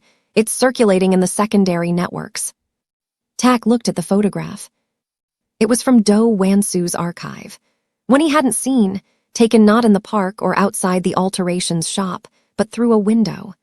Cheryl at a kitchen table, and beside her, barely in frame, the edge of a small chair and a child's arm in a yellow sleeve. Tack looked at it for a long moment. His voice, when he spoke, was very quiet. Beek has a copy of the archive. It appears so, Choi said. Either directly from Do, before you secured the files, or through the source inside the building who leaked the documentation details. The calculations shifted. This was no longer a territorial dispute navigated through protocol and corridor politics. A photograph of his daughter, even a partial one, even anonymous, circulated through criminal networks was a message of a specific and unambiguous kind. It was not a negotiating position. It was a declaration. Tack stood up. They think I'm weak. Let them come. Watch how I handle this. He looked at the photograph once more. Then he picked it up, folded it, and put it in his jacket pocket alongside the DNA test and the park photograph. The red coat, the climbing bars, the gap-toothed laugh. Get CO, he said, and find out how Beek got that file. Choi moved toward the door. Choi, he stopped. The girl doesn't leave Cheryl's sight. 24 hours, are people, not contractors. People I have looked in the eye. Done, Choi said. He left. Tak stood at the eastern window with his hand pressed flat against his jacket pocket over the 3 folded pieces of paper inside it, and looked at the city grid below, the infrastructure of a place he had spent 15 years learning to control, and understood that the game Beak was playing had just changed its nature entirely. This was no longer about the Inchin corridor. This was about a yellow jacket in a park, and the specific, catastrophic error of using it as leverage against the man who owned it. A confrontation was coming that would not be resolved through committee procedures or corridor politics, or the careful, architectural patience of a man redesigning buildings. And somewhere in the steel-gray silk, a woman who had not yet answered for her role in building the infrastructure that made this possible was still waiting. Her wait, Tak decided, was over. Her name was Myung Yongsuk. Not Mrs. Myers, which was the name she had acquired through her late husband and deployed with the specific authority of a woman who understood that borrowed power, if worn long enough and confidently enough, became indistinguishable from the original. Not Veronica's mother, which reduced her to a relational role she had always considered beneath the actual architecture of who she was. Myung Yongsuk, 63 years old. The daughter of a provincial magistrate who had taught her, by example rather than instruction, that the distance between influence and control was simply the willingness to do what others considered excessive. She had been waiting in the 14th floor suite for 41 hours when Tak walked through the door at 3:20 in the afternoon. She was seated at the table near the window, precisely where Veronica had sat 2 days prior, though the quality of her occupying the space was entirely different. Veronica had sat with the tension of someone bracing for impact. Myung Yongsuk sat with the practiced ease of a woman who had decided, somewhere in the previous 41 hours, that her best remaining asset was the appearance of someone who had nothing to be afraid of. She had dressed carefully. The steel-gray silk had been replaced. Someone had brought her things from her apartment with something darker, more severe. She wore no jewelry except small pearl earrings that Tak recognized from the cathedral photographs in Doe's file as the same ones she had worn to the wedding. A detail, a statement of continuity. She was communicating that she remained, despite everything, the same woman. Tak sat across from her. He placed nothing on the table. He looked at her in silence for a full 10 seconds, not as a tactic, or not only as a tactic. He was completing a reading he had begun in the cathedral when she rose from the front pew and he had told her to sit down, and she had. He had been managing the immediate situation then. He had the full picture now. Myung Yongsuk, he said, her actual name, not the social title. She received this without visible reaction, which confirmed she had been expecting it. Tak Suk-shin, she replied, equally direct, the grammar of 2 people who have decided to dispense with the performance layer. You know why you're here, he said. I know what you believe you know, she said. There's a distinction. There isn't, he said, but we'll get there. He reached into his jacket and placed 3 items on the table in a specific sequence. First, a printed page from Do Wan-su's log, a dated entry from 11 months prior, with her family office's reference code in the commission field. Second, a copy of the forged legal memo with the graphic designer's authentication trail attached. Third, the financial record showing 14 months of payments to Gong A. Rai, the neighbor who had been moved into position beside Cheryl's building 2 months before the surveillance commenced. He placed them in a row and left them there and looked at her. She looked at the documents. Her eyes moved across them with the controlled attention of a woman reading a contract, looking for the clause that changes the terms, the ambiguity that creates leverage, the gap between what is documented and what can be proven in a room that matters. She didn't find it. He had ensured there was nothing to find. You stalked my blood, he said. The sentence arrived in the room with a quality that was different from anything preceding it. Not louder, not more aggressive. Different in the way that a change in temperature is different from a change in sound, registered by a different part of the nervous system entirely. Myung Yongsuk looked up from the documents. For the first time since he entered the room, something moved behind her composed expression. Not guilt. Guilt required a moral framework that acknowledged wrongdoing, and she had not yet arrived there. Something more primitive, the recognition of a miscalculation. "I protected an asset," she said. "Your organization, the alliance, the leverage structure that the marriage was designed to." "Stop," Tak said. She stopped. "I'm going to tell you what you did," he said. "Not what you've decided it was, what it was." He leaned forward, forearms on the table, and looked at her with the flat, focused attention he reserved for situations where he needed the other person to understand that every word he was about to say was the last word on the subject. "You hired a private investigator to conduct 14 months of physical surveillance on a woman and a child in Blasian. You placed an informant in the building adjacent to their home. You intercepted communications directed to me, not to your organization, not to a corporate entity, to me personally, using forged documentation to compromise 2 members of my staff into executing an interception protocol they believed was sanctioned." He paused. "You watched my daughter walk to school 6 days a week for over a year. You have photographs of her taken through a kitchen window." Another pause, shorter. "You then allowed those photographs to be leaked into criminal networks as leverage against my territorial position." Myung Yongsuk's jaw tightened. "The leak was not authorized by you," Tak said. "I know. It was Beak. He accessed the archive before I secured it, through a channel that traces back to the graphic designer you used for the memo forgery, a man who, it turns out, has working relationships with 3 separate networks, one of which reports to Beak." He looked at her steadily. "Which means the infrastructure you built to manage my personal situation became the infrastructure through which a rival used my daughter as a negotiating instrument.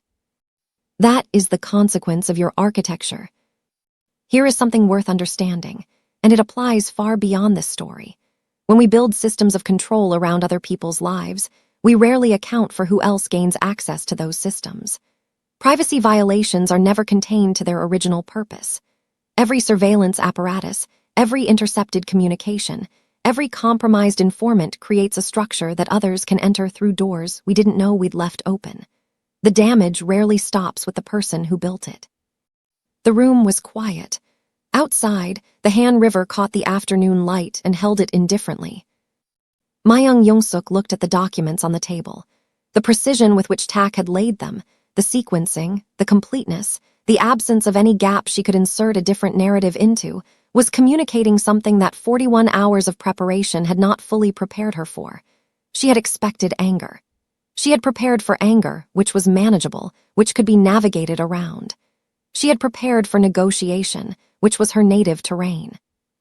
She had not prepared for this, for a man who had done his homework so completely that the conversation she'd rehearsed had no surface to grip. "What do you want?" she said. The directness of someone who has decided that the performance of innocence is no longer cost-effective. "I want you to understand what you're looking at," Tak said, "before we discuss anything else." "I understand what I'm looking at." "No," he said. "You're looking at it as a legal problem, a documentation problem, a matter of what can be proven in which room to which authority." He shook his head, a minimal movement. "That's not what this is." She looked at him. "I own your future now," he said.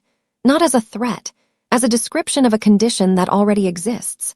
He gestured at the documents. "The forged legal documentation alone carries criminal exposure for fraud and impersonation. The surveillance operation, conducted without authorization on a minor, carries additional exposure that your lawyers will explain to you in detail. The financial records connecting your family office to the informant placement are clean, complete, and in the possession of my legal team as of this morning." He paused. "Added to this, I have the record of 14 months of access your operation maintained to my internal communications, which constitutes a separate category of liability under 3 separate statutes that Attorney Wu has already enumerated." Myung Yongsuk's hands, folded on the table, had gone very still. "Your family office," Tak continued, "holds 11 active investment positions that depend on relationships with entities whose confidence in you is contingent on your legal and operational integrity. Your social standing, the rooms you access, the names you deploy, the currency of reputation you have spent 63 years accumulating, is contingent on none of this becoming public. He looked at her with the complete, unadorned attention of a man who has finished calculating and is now simply conveying the result. I can make all of it public in 72 hours, or I can do something else. This isn't business, she said. Her voice had changed. Not broken, Mayung Yongsuk did not break, but something had evacuated it. The performance layer, the 41 hours of preparation. What remained was the voice of a woman speaking without the architecture. Is it? This isn't business, Tak said. This is personal. He said it the way he'd said everything in this room, without heat, without the gratification of anger performed for an audience. Cold and exact and final. You decided, he said, that my daughter's existence was a variable you had the authority to manage. You built a system to ensure she remained invisible to me. You surveilled her childhood, intercepted her access to her own father, and compromised my organization to do it. And when that system became vulnerable, its architecture was used to circulate a photograph of a 4-year-old child through criminal networks. He leaned back. So, no, this is not business. Mayung Yongsuk looked at the river. For a long moment, she said nothing. When she looked back, something in her expression had shifted in a way that was not submission. She was not a woman who submitted, but acknowledgement. The specific acknowledgement of someone who has, for the first time, fully seen the shape of what they built and cannot rearrange it into something defensible. What does the something else look like? She said. 11 investment positions are frozen as of close of business today, Tak said. My financial team has already initiated the process through the relevant holding structures. Your lawyers will receive confirmation within the hour.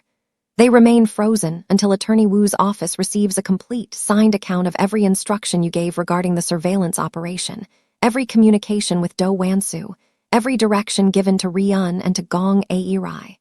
He paused. Complete means complete. Wu will know if it isn't. And if it is complete, the positions are unfrozen. The legal documentation is held, not destroyed, held in Attorney Wu's office under a sealed arrangement. You retain your standing. You retain your access. He looked at her. And you remove yourself entirely and permanently from any proximity to my daughter's life, my organization, and any future decisions regarding either. You're not going to the authorities, she said. It was not a question. She was reading the terms. The authorities would require a public process, Tak said. A public process would expose details of my organization's internal structure that serve neither of our interests. I am not offering you this arrangement as a mercy. I am offering it as the most efficient resolution of a situation that benefits from discretion. Mayung Yongsuk looked at the 3 documents on the table. At the commission log, the forged memo, the financial record. 14 months of architecture laid flat on a table in a room with no audience. Veronica, she said. Veronica's situation is separate and being managed separately, Tak said. Your cooperation has no bearing on her process, and hers has no bearing on yours. Something moved through her expression at this. A recognition, perhaps, that the wall she had built between herself and consequence, by routing everything through her daughter's engagement, had not, in the end, protected either of them. I'll have my lawyers contact Attorney Wu by morning, she said. Tak stood. He gathered the 3 documents from the table, aligned them precisely, and returned them to his jacket. He looked at her once more, at the woman who had sat in the front pew of a cathedral in steel-gray silk and manufactured tears, while the apparatus she'd built ran quietly in the background, intercepting letters and watching a child in a red coat climb bars in a park through a long lens from behind a hedge. One more thing, he said. The photograph that was circulated through Beek's network, every copy, every channel, every archive it touched. Your lawyers will assist my team in tracing the full distribution, not because it changes the arrangement, because that photograph does not exist in the world anymore, not in any form, not anywhere. Mayung Yongsuk looked at him. That's beyond my. Find a way, he said. That is not a negotiating point. He walked to the door. His hand was on the handle when she spoke. I believed I was protecting the organization, she said, not defensively, in the tone of someone making a final, honest accounting of their own position. I want you to know that. I believed the child was a distraction that would make you vulnerable. I was trying to protect the structure. Tak looked at the door. The structure, he said, was never yours to protect. He opened it and walked out. In the elevator, descending, he stood with his hands at his sides and his eyes on the floor indicator, and understood that the woman in the room above him would spend the rest of her life in the precise, circumscribed future he had just described to her, not destroyed, not imprisoned, but contained. Operating within boundaries she could see clearly and could not cross. It was not the most satisfying resolution he had ever engineered. It was the correct one.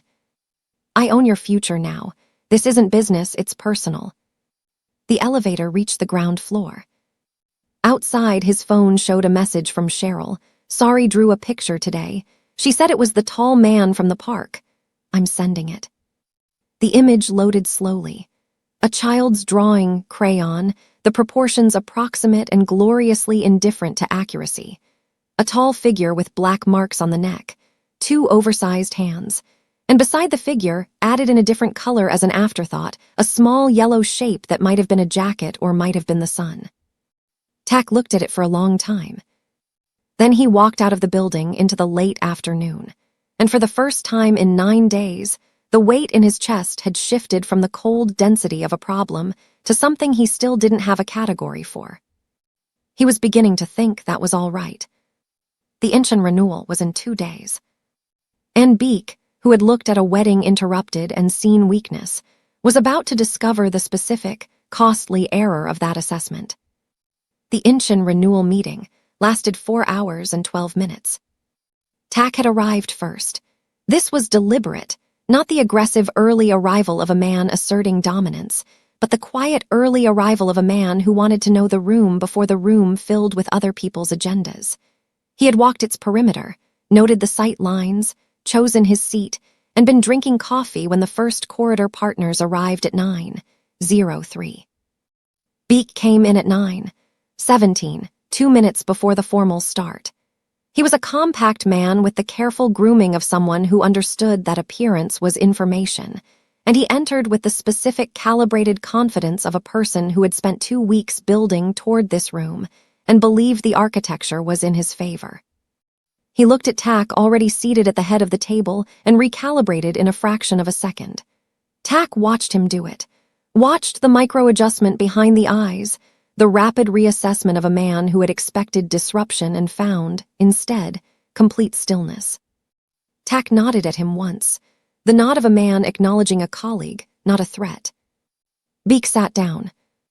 The meeting proceeded through its formal agenda, with the methodical rhythm of men who had done this before and understood that the real communication happened in the gaps between agenda items, in the quality of eye contact across the table, in the way proposals were received or deferred, in the accumulating texture of a room deciding which direction the weight was moving.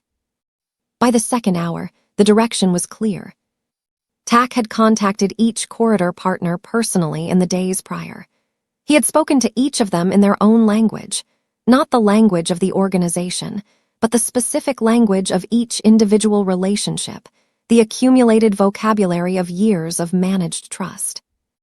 When those men sat at the table, and the moment came to register their position on the structural review amendment Beek had attempted to insert, they registered it the way men register positions when they have already decided and are simply making it visible.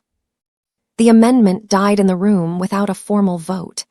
Beek had not committed enough pieces to force one, and the pieces he thought he had committed had, over the previous 9 days, quietly recommitted elsewhere. By the 4th hour, the renewal was confirmed, terms intact, territorial arrangements stable. The corridor holding in the configuration it had held for 3 years, with language added at Tak's suggestion that tightened the structural review provisions for future challenges, language that was, in its precise technical construction, a door closed on the specific mechanism Beek had attempted to use. When the meeting ended and the room began to empty, Beek approached Tak at the table.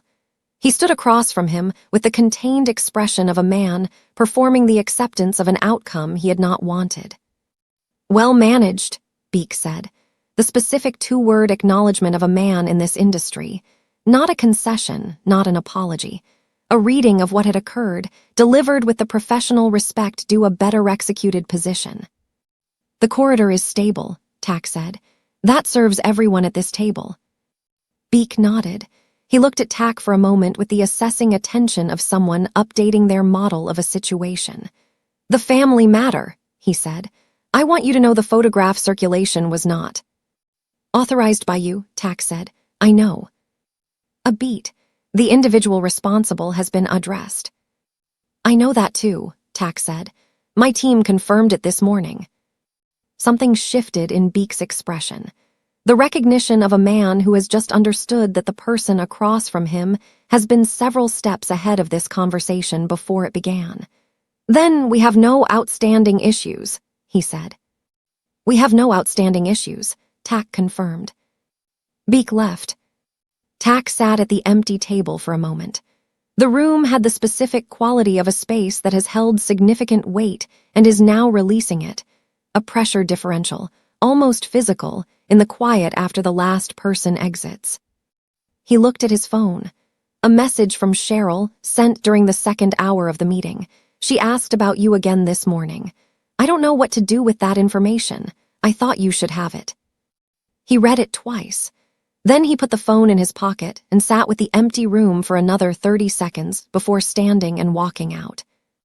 He drove to Blasian that afternoon without telling anyone he was going. Not Seo, not Choi, not Philomena, who was back in Seoul and had been functioning as an informal intermediary between Tak and Cheryl in the 10 days since the cathedral, a role she had assumed with the same quiet, purposeful competence she'd brought to every other aspect of this situation. He drove himself, which he rarely did, 3 hours down the expressway with the city dissolving behind him and the coast assembling itself in increments through the windshield. He used the time the way he used early mornings, not for planning, which his mind did automatically and continuously regardless of his intentions, but for the kind of thinking that planning crowded out. The slower, more uncomfortable kind. He had been doing more of it lately. The clock on Tak's office desk chimed in memory, though he was 300 kilometers from it. The present dissolved, replaced by the memory of a sharper, hungrier time. He was 26. He had just made his first significant territorial acquisition, not through violence, which was available and would have been faster, but through a financial maneuver that took 8 months to construct and left the previous holder with no actionable recourse. Gu, who was by then operating out of a considerably larger space than the basement printing shop, had looked at the outcome and said something Tak had filed without fully understanding at the time. The problem with being very good at this is that it becomes the only thing you're good at. He had taken it as a compliment. That had been the error. He was beginning to understand, on a southbound expressway with the coast appearing in increments, what Gu had actually meant. Cheryl opened the door of the apartment above the alterations shop and looked at him with the expression she always wore in his presence. The careful, unsentimental assessment of a woman who had learned to read situations accurately because accurate reading had been, for 4 years, a survival requirement. She's at the park, Cheryl said. Her friend Dion's mother takes them on Wednesdays. She'll be back at 5. It was 4:15. Tak nodded. Cheryl stepped back from the door, which was its own kind of invitation, and he entered the apartment. It was small and organized with the specific efficiency of a person who had made functional choices rather than aesthetic ones. Everything in the right place, nothing unnecessary, the surfaces clear. A child's drawings covered the refrigerator door. Tak looked at them briefly, cataloging without meaning to, the way his mind processed every environment it entered. One of the drawings had a tall figure with black marks on the neck. He looked at this one longer than the others. Cheryl put water on and sat at the kitchen table and looked at him across it. The Incheon thing, she said. Is it done? Word reached everywhere, even here.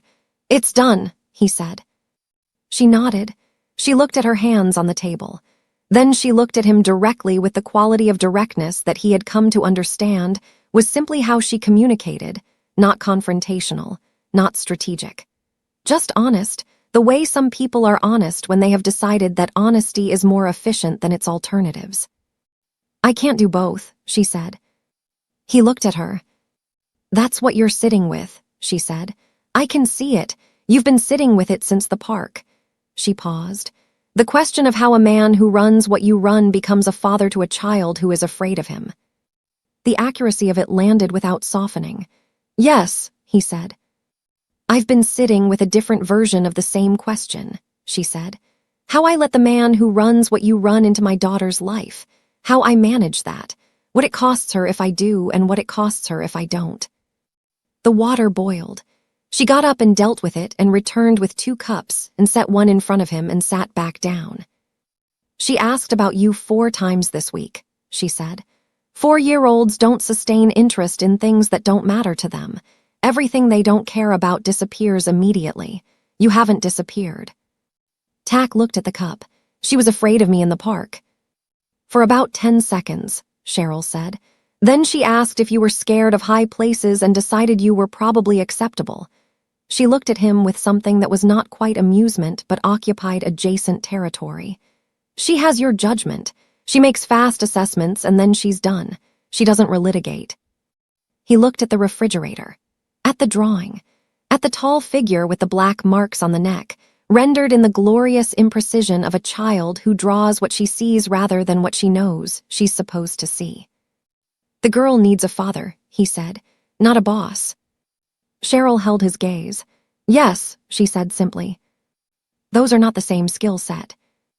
"No," she said, "they're not, but they're not mutually exclusive either if the person doing both is honest about which one he's being in which room." She paused. "The problem isn't what you do. The problem is if you bring how you do it in here, into this apartment, into her life. If she becomes a variable you manage, a territory you protect through the same mechanisms you use on everything else." She looked at him steadily. "She'll know.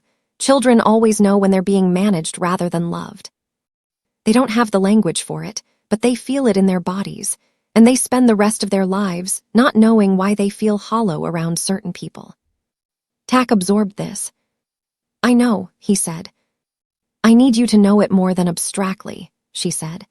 "I need you to know it in the specific, practical sense, because what I've been considering since you drove to Busan and stood at the base of a climbing structure and let a 4-year-old ask you about high places, is whether I trust you with the actual work of it, not the idea of it, the work."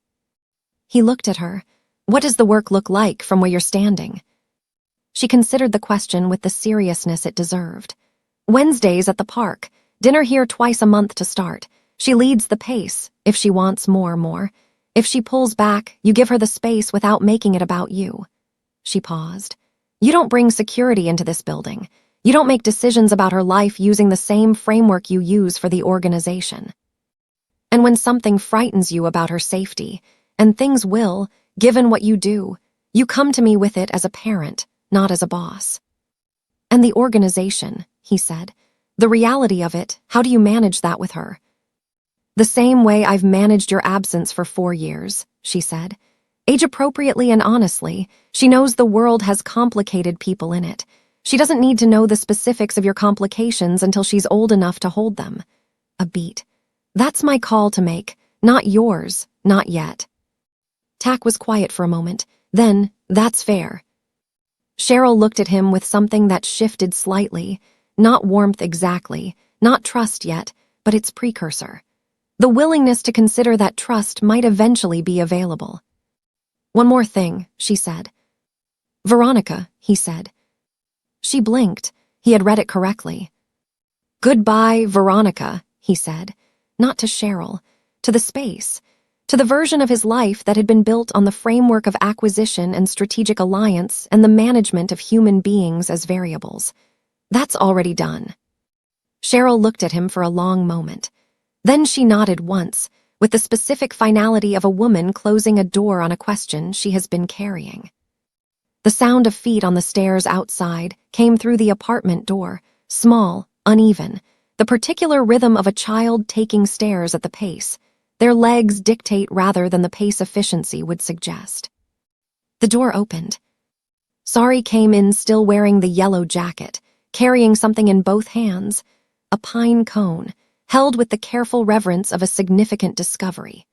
She stopped when she saw Tak at the kitchen table and looked at him with the full, direct assessment he was beginning to recognize as her primary mode of encountering the world. She looked at the tattoos, then at his face, then at the pine cone in her hands. Then she walked to the table and placed the pine cone directly in front of him, with the gravity of someone making an offering they have decided is appropriate. "I found it," she said. "It's the biggest one." Tak looked at the pine cone, then at her. "It is," he said. She pulled out the chair beside him and climbed into it with the logistical determination of a small person for whom chair climbing was a standard operational procedure. She sat. She looked at the pine cone between them. "Do you like parks?" she asked. "I'm starting to," he said. She considered this, nodded, with the judicial gravity of a 4-year-old whose assessment has been confirmed. Then she looked at his hands on the table, at the tattoos on his knuckles, and reached out and put one small finger on the ink, tracing the edge of a pattern with the careful curiosity of a child examining something that interests her. She didn't ask about it this time. She just looked. And Tak sat very still at a kitchen table in Blasian, while his daughter traced the map of his life with one finger and found it, apparently, worth examining. "The girl needs a father, not a boss. I can't do both the same way. Goodbye, Veronica." Behind him, at the counter, Cheryl stood with her cup and looked at the window and said nothing. The choice, Tak understood, had already been made. It had been made the moment he read a name on a piece of paper in a cathedral and felt something shift that no calculation had prepared him for. The only thing that remained was the work. 3 months after the cathedral, Tak Suk-chin did something he had never done in 15 years of running an organization that required his presence the way a gravitational center requires mass. He took a Wednesday off. Not a working Wednesday conducted from a different location. Not a Wednesday where his phone was on and his people knew where he was and the operational machinery continued under his distributed attention. A Wednesday where Seo had standing instructions, where Choi managed the afternoon briefings, where attorney Wu handled the 2 outstanding legal processes without escalation, and where Tak's phone was in the glove compartment of a car parked outside a park in Blasian. Inside the park, on a bench, he was watching Sari attempt to convince a pigeon that it wanted to be held. The pigeon had opinions about this that differed from Sari's. The negotiation had been ongoing for 6 minutes. Sari was undeterred. She had her father's patience, which Cheryl had observed aloud 2 weeks prior with the dry precision that had become the texture of their co-parenting communication. Functional, honest, occasionally wry, stripped of everything that wasn't useful. Tak watched the pigeon negotiation and felt something he had spent 3 months learning to identify because it had no antecedent in his previous life. It was not happiness exactly. Happiness was too simple a word for something with this much texture. It was closer to the sensation of a frequency interference resolving. 2 signals that had been competing finding, not harmony, but a workable coexistence. He was not a different man. He had been clear-eyed about this from the Wednesday in the apartment when Sari put her finger on the ink of his knuckles. The organization existed. The territorial arrangements existed. The specific nature of his life and what it required existed. He had not dismantled any of it. Dismantling it would have created a power vacuum that endangered more people than it protected. And he was honest enough with himself to know that the monk's narrative, the criminal who walks away clean, was a fiction that served storytellers more than it served reality. What he had done was something more architectural and more difficult. He had separated the rooms. The restructuring had taken 6 weeks and had been the most technically demanding thing he had executed in a decade, which was saying something given what the previous decade contained. The syndicate's operational leadership had been redistributed across a 3-person council: Seo, Choi, and a senior logistics director named Ban who had been underleveraged for years and received the expansion of his role with the contained enthusiasm of a man who had been waiting for it without allowing himself to want it too visibly. Tak retained strategic oversight and final authority on decisions above a defined threshold. Below that threshold, the council operated. This was not retirement. It was not weakness. It was, as he had explained to the council in the single meeting where he laid out the restructuring without taking questions until he had finished, the difference between a system that depends on a single point of failure and a system that is resilient. He had framed it operationally because that was the language the room understood, and because it was true, the framing was not a disguise for a personal decision, but an accurate description of what the personal decision had produced. The corridor partners had received the news with the careful neutrality of men processing a development that required reassessment. None of them moved against it. The Inchin renewal had settled the question of tax position definitively enough that the restructuring read as evolution rather than retreat, and men who operated in these environments understood the difference. Beek had said nothing publicly. This was the most meaningful response available to him. There is something worth sitting with here, something that extends beyond this story into every life where power and love compete for the same space. The belief that strength requires totality, that to be formidable you must be singular, that distributing your authority is the same as losing it. This is the lie that the most capable people tell themselves longest, because their capability makes it feel like truth. The restructuring of a life, any life, not just one built on the architecture of a criminal empire, begins the moment you accept that the thing you built to protect yourself has started costing more than it provides. That is not weakness discovering itself. That is intelligence, finally, catching up. The pigeon had escaped. Sari stood watching it go with her hands on her hips in the posture of someone filing this outcome for future strategic revision. Then she turned and walked back to the bench with the purposeful stride of a small person who has concluded one agenda item and is moving to the next. She climbed up beside Tak. She had stopped negotiating the climb. 3 months of Wednesdays and twice-monthly dinners had resolved the chair climbing and bench climbing into automatic, unconsidered movement, the body's acknowledgement that this was familiar territory now. She looked at the pigeon's last known location. He didn't want to be picked up, she said. No, Tak agreed. I was going to be very gentle. I know. She considered the injustice of this for a moment. Then she looked at his hands on his knees, at the tattoos, which had long since stopped being remarkable to her, and had become simply the visual texture of his hands, the way certain people's hands have calluses or rings or particular shapes that become part of how you know them. Appa, she said.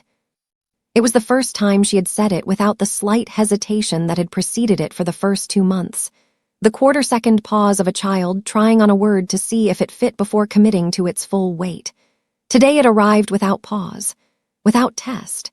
Just the word, used the way you use words that have become furniture, present, functional, not requiring examination.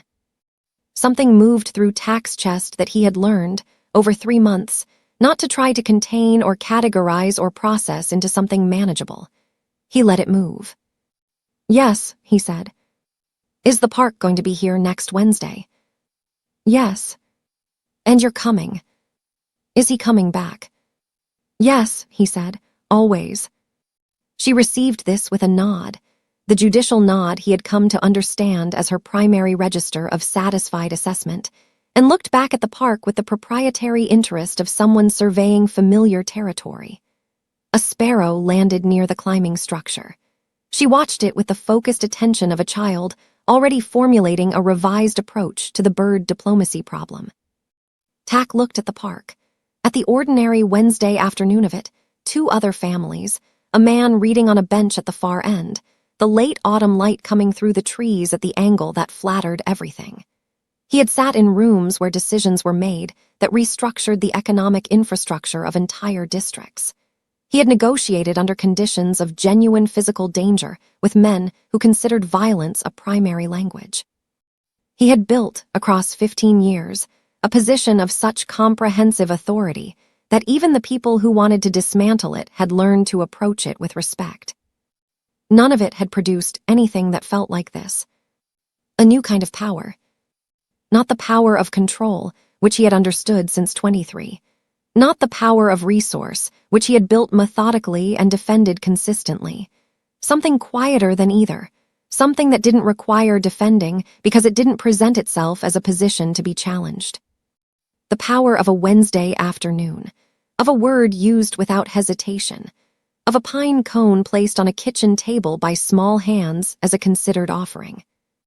He had no framework for it because nothing in the previous 15 years had required him to develop one. He was building the framework now, week by week, dinner by dinner, pigeon negotiation by pigeon negotiation, in the imprecise and patient way that frameworks built from experience rather than calculation are always built. That evening, after he had dropped sorry at the apartment and exchanged the brief, functional debrief with Cheryl that had become their standard Wednesday closing. She ate well. She's been sleeping better. She told her teacher her father has drawings on his hands, and the teacher apparently found this information concerning. He sat in the parked car outside the building for a few minutes before driving. He looked at his phone. There was a message from Choi, operational, routine, the kind of thing the council now handled, but flagged upward as a matter of information rather than decision. He read it and replied with 2 words that resolved it and put the phone down. He looked at the blue awning of the alterations shop below the apartment. The hand-lettered sign.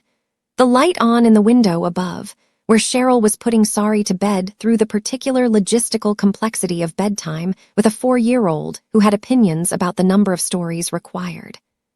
He thought about Veronica, not with the weight the thought had carried in the first weeks, but with the cleaner, less personal quality that time and honest accounting produce. She was navigating the legal process with her lawyers and doing it, from what attorney Wu reported, without escalation. She had not contacted him. He had not contacted her. The goodbye in the corridor outside her room had been complete in both directions. He thought about her mother, whose 11 investment positions had been unfrozen on schedule following the delivery of the complete signed account Wu had required. The sealed arrangement sat in Wu's office. Mayung Yongsuk had returned to her social world with the careful, diminished precision of a woman operating within new boundaries she could see clearly. She had not tested them.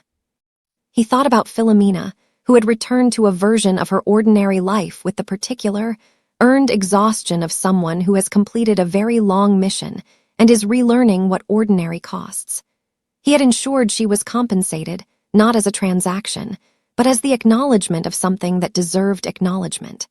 She had accepted it without performance. He thought about Choi, whose accounting had been the most complex of all, not because the betrayal was the largest, but because the relationship was the oldest. What remained between them was functional and honest, and carried, on both sides, the particular weight of trust that has been broken and partially reconstructed, which is always heavier than trust that has never been tested, and sometimes stronger. He looked at the light in the window, above the blue awning.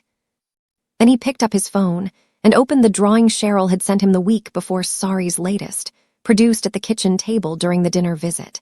It had evolved from the first one. The tall figure with the black marks on the neck was more defined now, the proportions slightly more accurate, the hands enormous in the way children draw the hands of people they associate with a particular physical quality.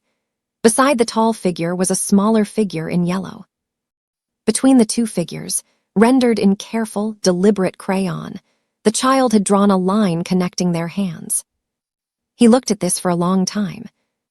Then he set the phone down and started the car. The drive back to Seoul took 3 hours. He arrived at the office building at 10:40 and went directly to his floor, not because anything required him there at this hour, but because the habit of the building at night, the particular quality of the city visible through the eastern glass wall, the antique clock on the desk, the organized silence of a space that had witnessed a great deal, was something he used for the slower kind of thinking. He stood at the eastern window and looked at the grid below. 15 years of this view, 15 years of standing here and reading the city the way you read a map, locations, connections, pressure points, the invisible infrastructure of relationships and obligations and mutual interests that structured everything visible. He still read it this way. He would probably always read it this way. The pattern recognition was not something that switched off. It was simply something that now operated alongside other faculties rather than in their absence. He looked at his reflection in the glass, the tattoos on his neck, the sharp features. The face of a man who had built something significant and was in the process, not of leaving it, but of understanding its correct proportion relative to everything else. Is he coming back? Yes, always, a new kind of power. The clock chimed 11. Tak looked at it, the small, antique piece on the corner of the desk. The clock his mother had kept on the windowsill of an apartment in a neighborhood that no longer existed. He had carried it through 15 years of a life she would not have recognized, and probably could not have reconciled with the boy who watched her wind it on Sunday mornings. He didn't know what she would have made of the organization. He had stopped trying to calculate that particular question years ago because it had no useful answer. He knew what she would have made of a Wednesday afternoon in a park, of a word used without hesitation, of a pine cone placed on a table by small hands. He picked up the clock, turned it over once in his hands, the familiar weight of it, the worn brass of the winding mechanism, the small imperfection on the base where it had been dropped, long ago, by someone who had caught it before it hit the floor. He set it back down. Outside, the city grid continued its nocturnal operations. The infrastructure of commerce and power and quiet agreements, and the full, complicated machinery of a world that did not pause for personal reckonings. He had a meeting at 7 in the morning. Corridor business, routine. A call with Attorney Wu at 9 regarding the ongoing legal processes. A report from CO at 11 on the secondary network activity that had settled in the weeks following Beek's failed renewal maneuver. And next Wednesday, a park in Blasian. A bench. A small person with his jaw and her mother's eyes and a comprehensive ongoing interest in bird diplomacy. Both things, the same life, different rooms. That was the new kind of power, not the elimination of complexity, which was a fantasy, but the capacity to hold it without letting it collapse into a single dimension. To be the man the eastern window reflected, and also the man who sat on a park bench and said yes, always without calculation. He had not fully arrived at it. He was honest about this. The work Cheryl had described at the kitchen table, patient, specific, led by a child's pace rather than his own, was ongoing and would be ongoing for years, and would require him to fail at it periodically and return to it anyway, which was perhaps the most foreign requirement the whole of it placed on him. He had spent 15 years building things that didn't require him to return after failure. He was learning a different construction. The clock read 11:07. Tak turned off the desk light. He stood for a moment in the dark with the city lit behind the glass wall, the grid of it, the 10,000 illuminated windows of a place he had spent half his life learning to navigate. Then he picked up his jacket and walked to the elevator. Behind him, on the desk in the dark, the clock kept its time. Ahead of him, 300 kilometers south, a child slept in a yellow jacket hung on a chair beside her bed, dreaming whatever 4-year-olds dream when the week has contained a park and a pigeon and a tall man with drawings on his hands who said he was coming back. He was. A new kind of power, the altar of the old life, left standing but no longer occupied. The new one, built low to the ground at the height of a child. That was enough. That was, it turned out, considerably more than enough.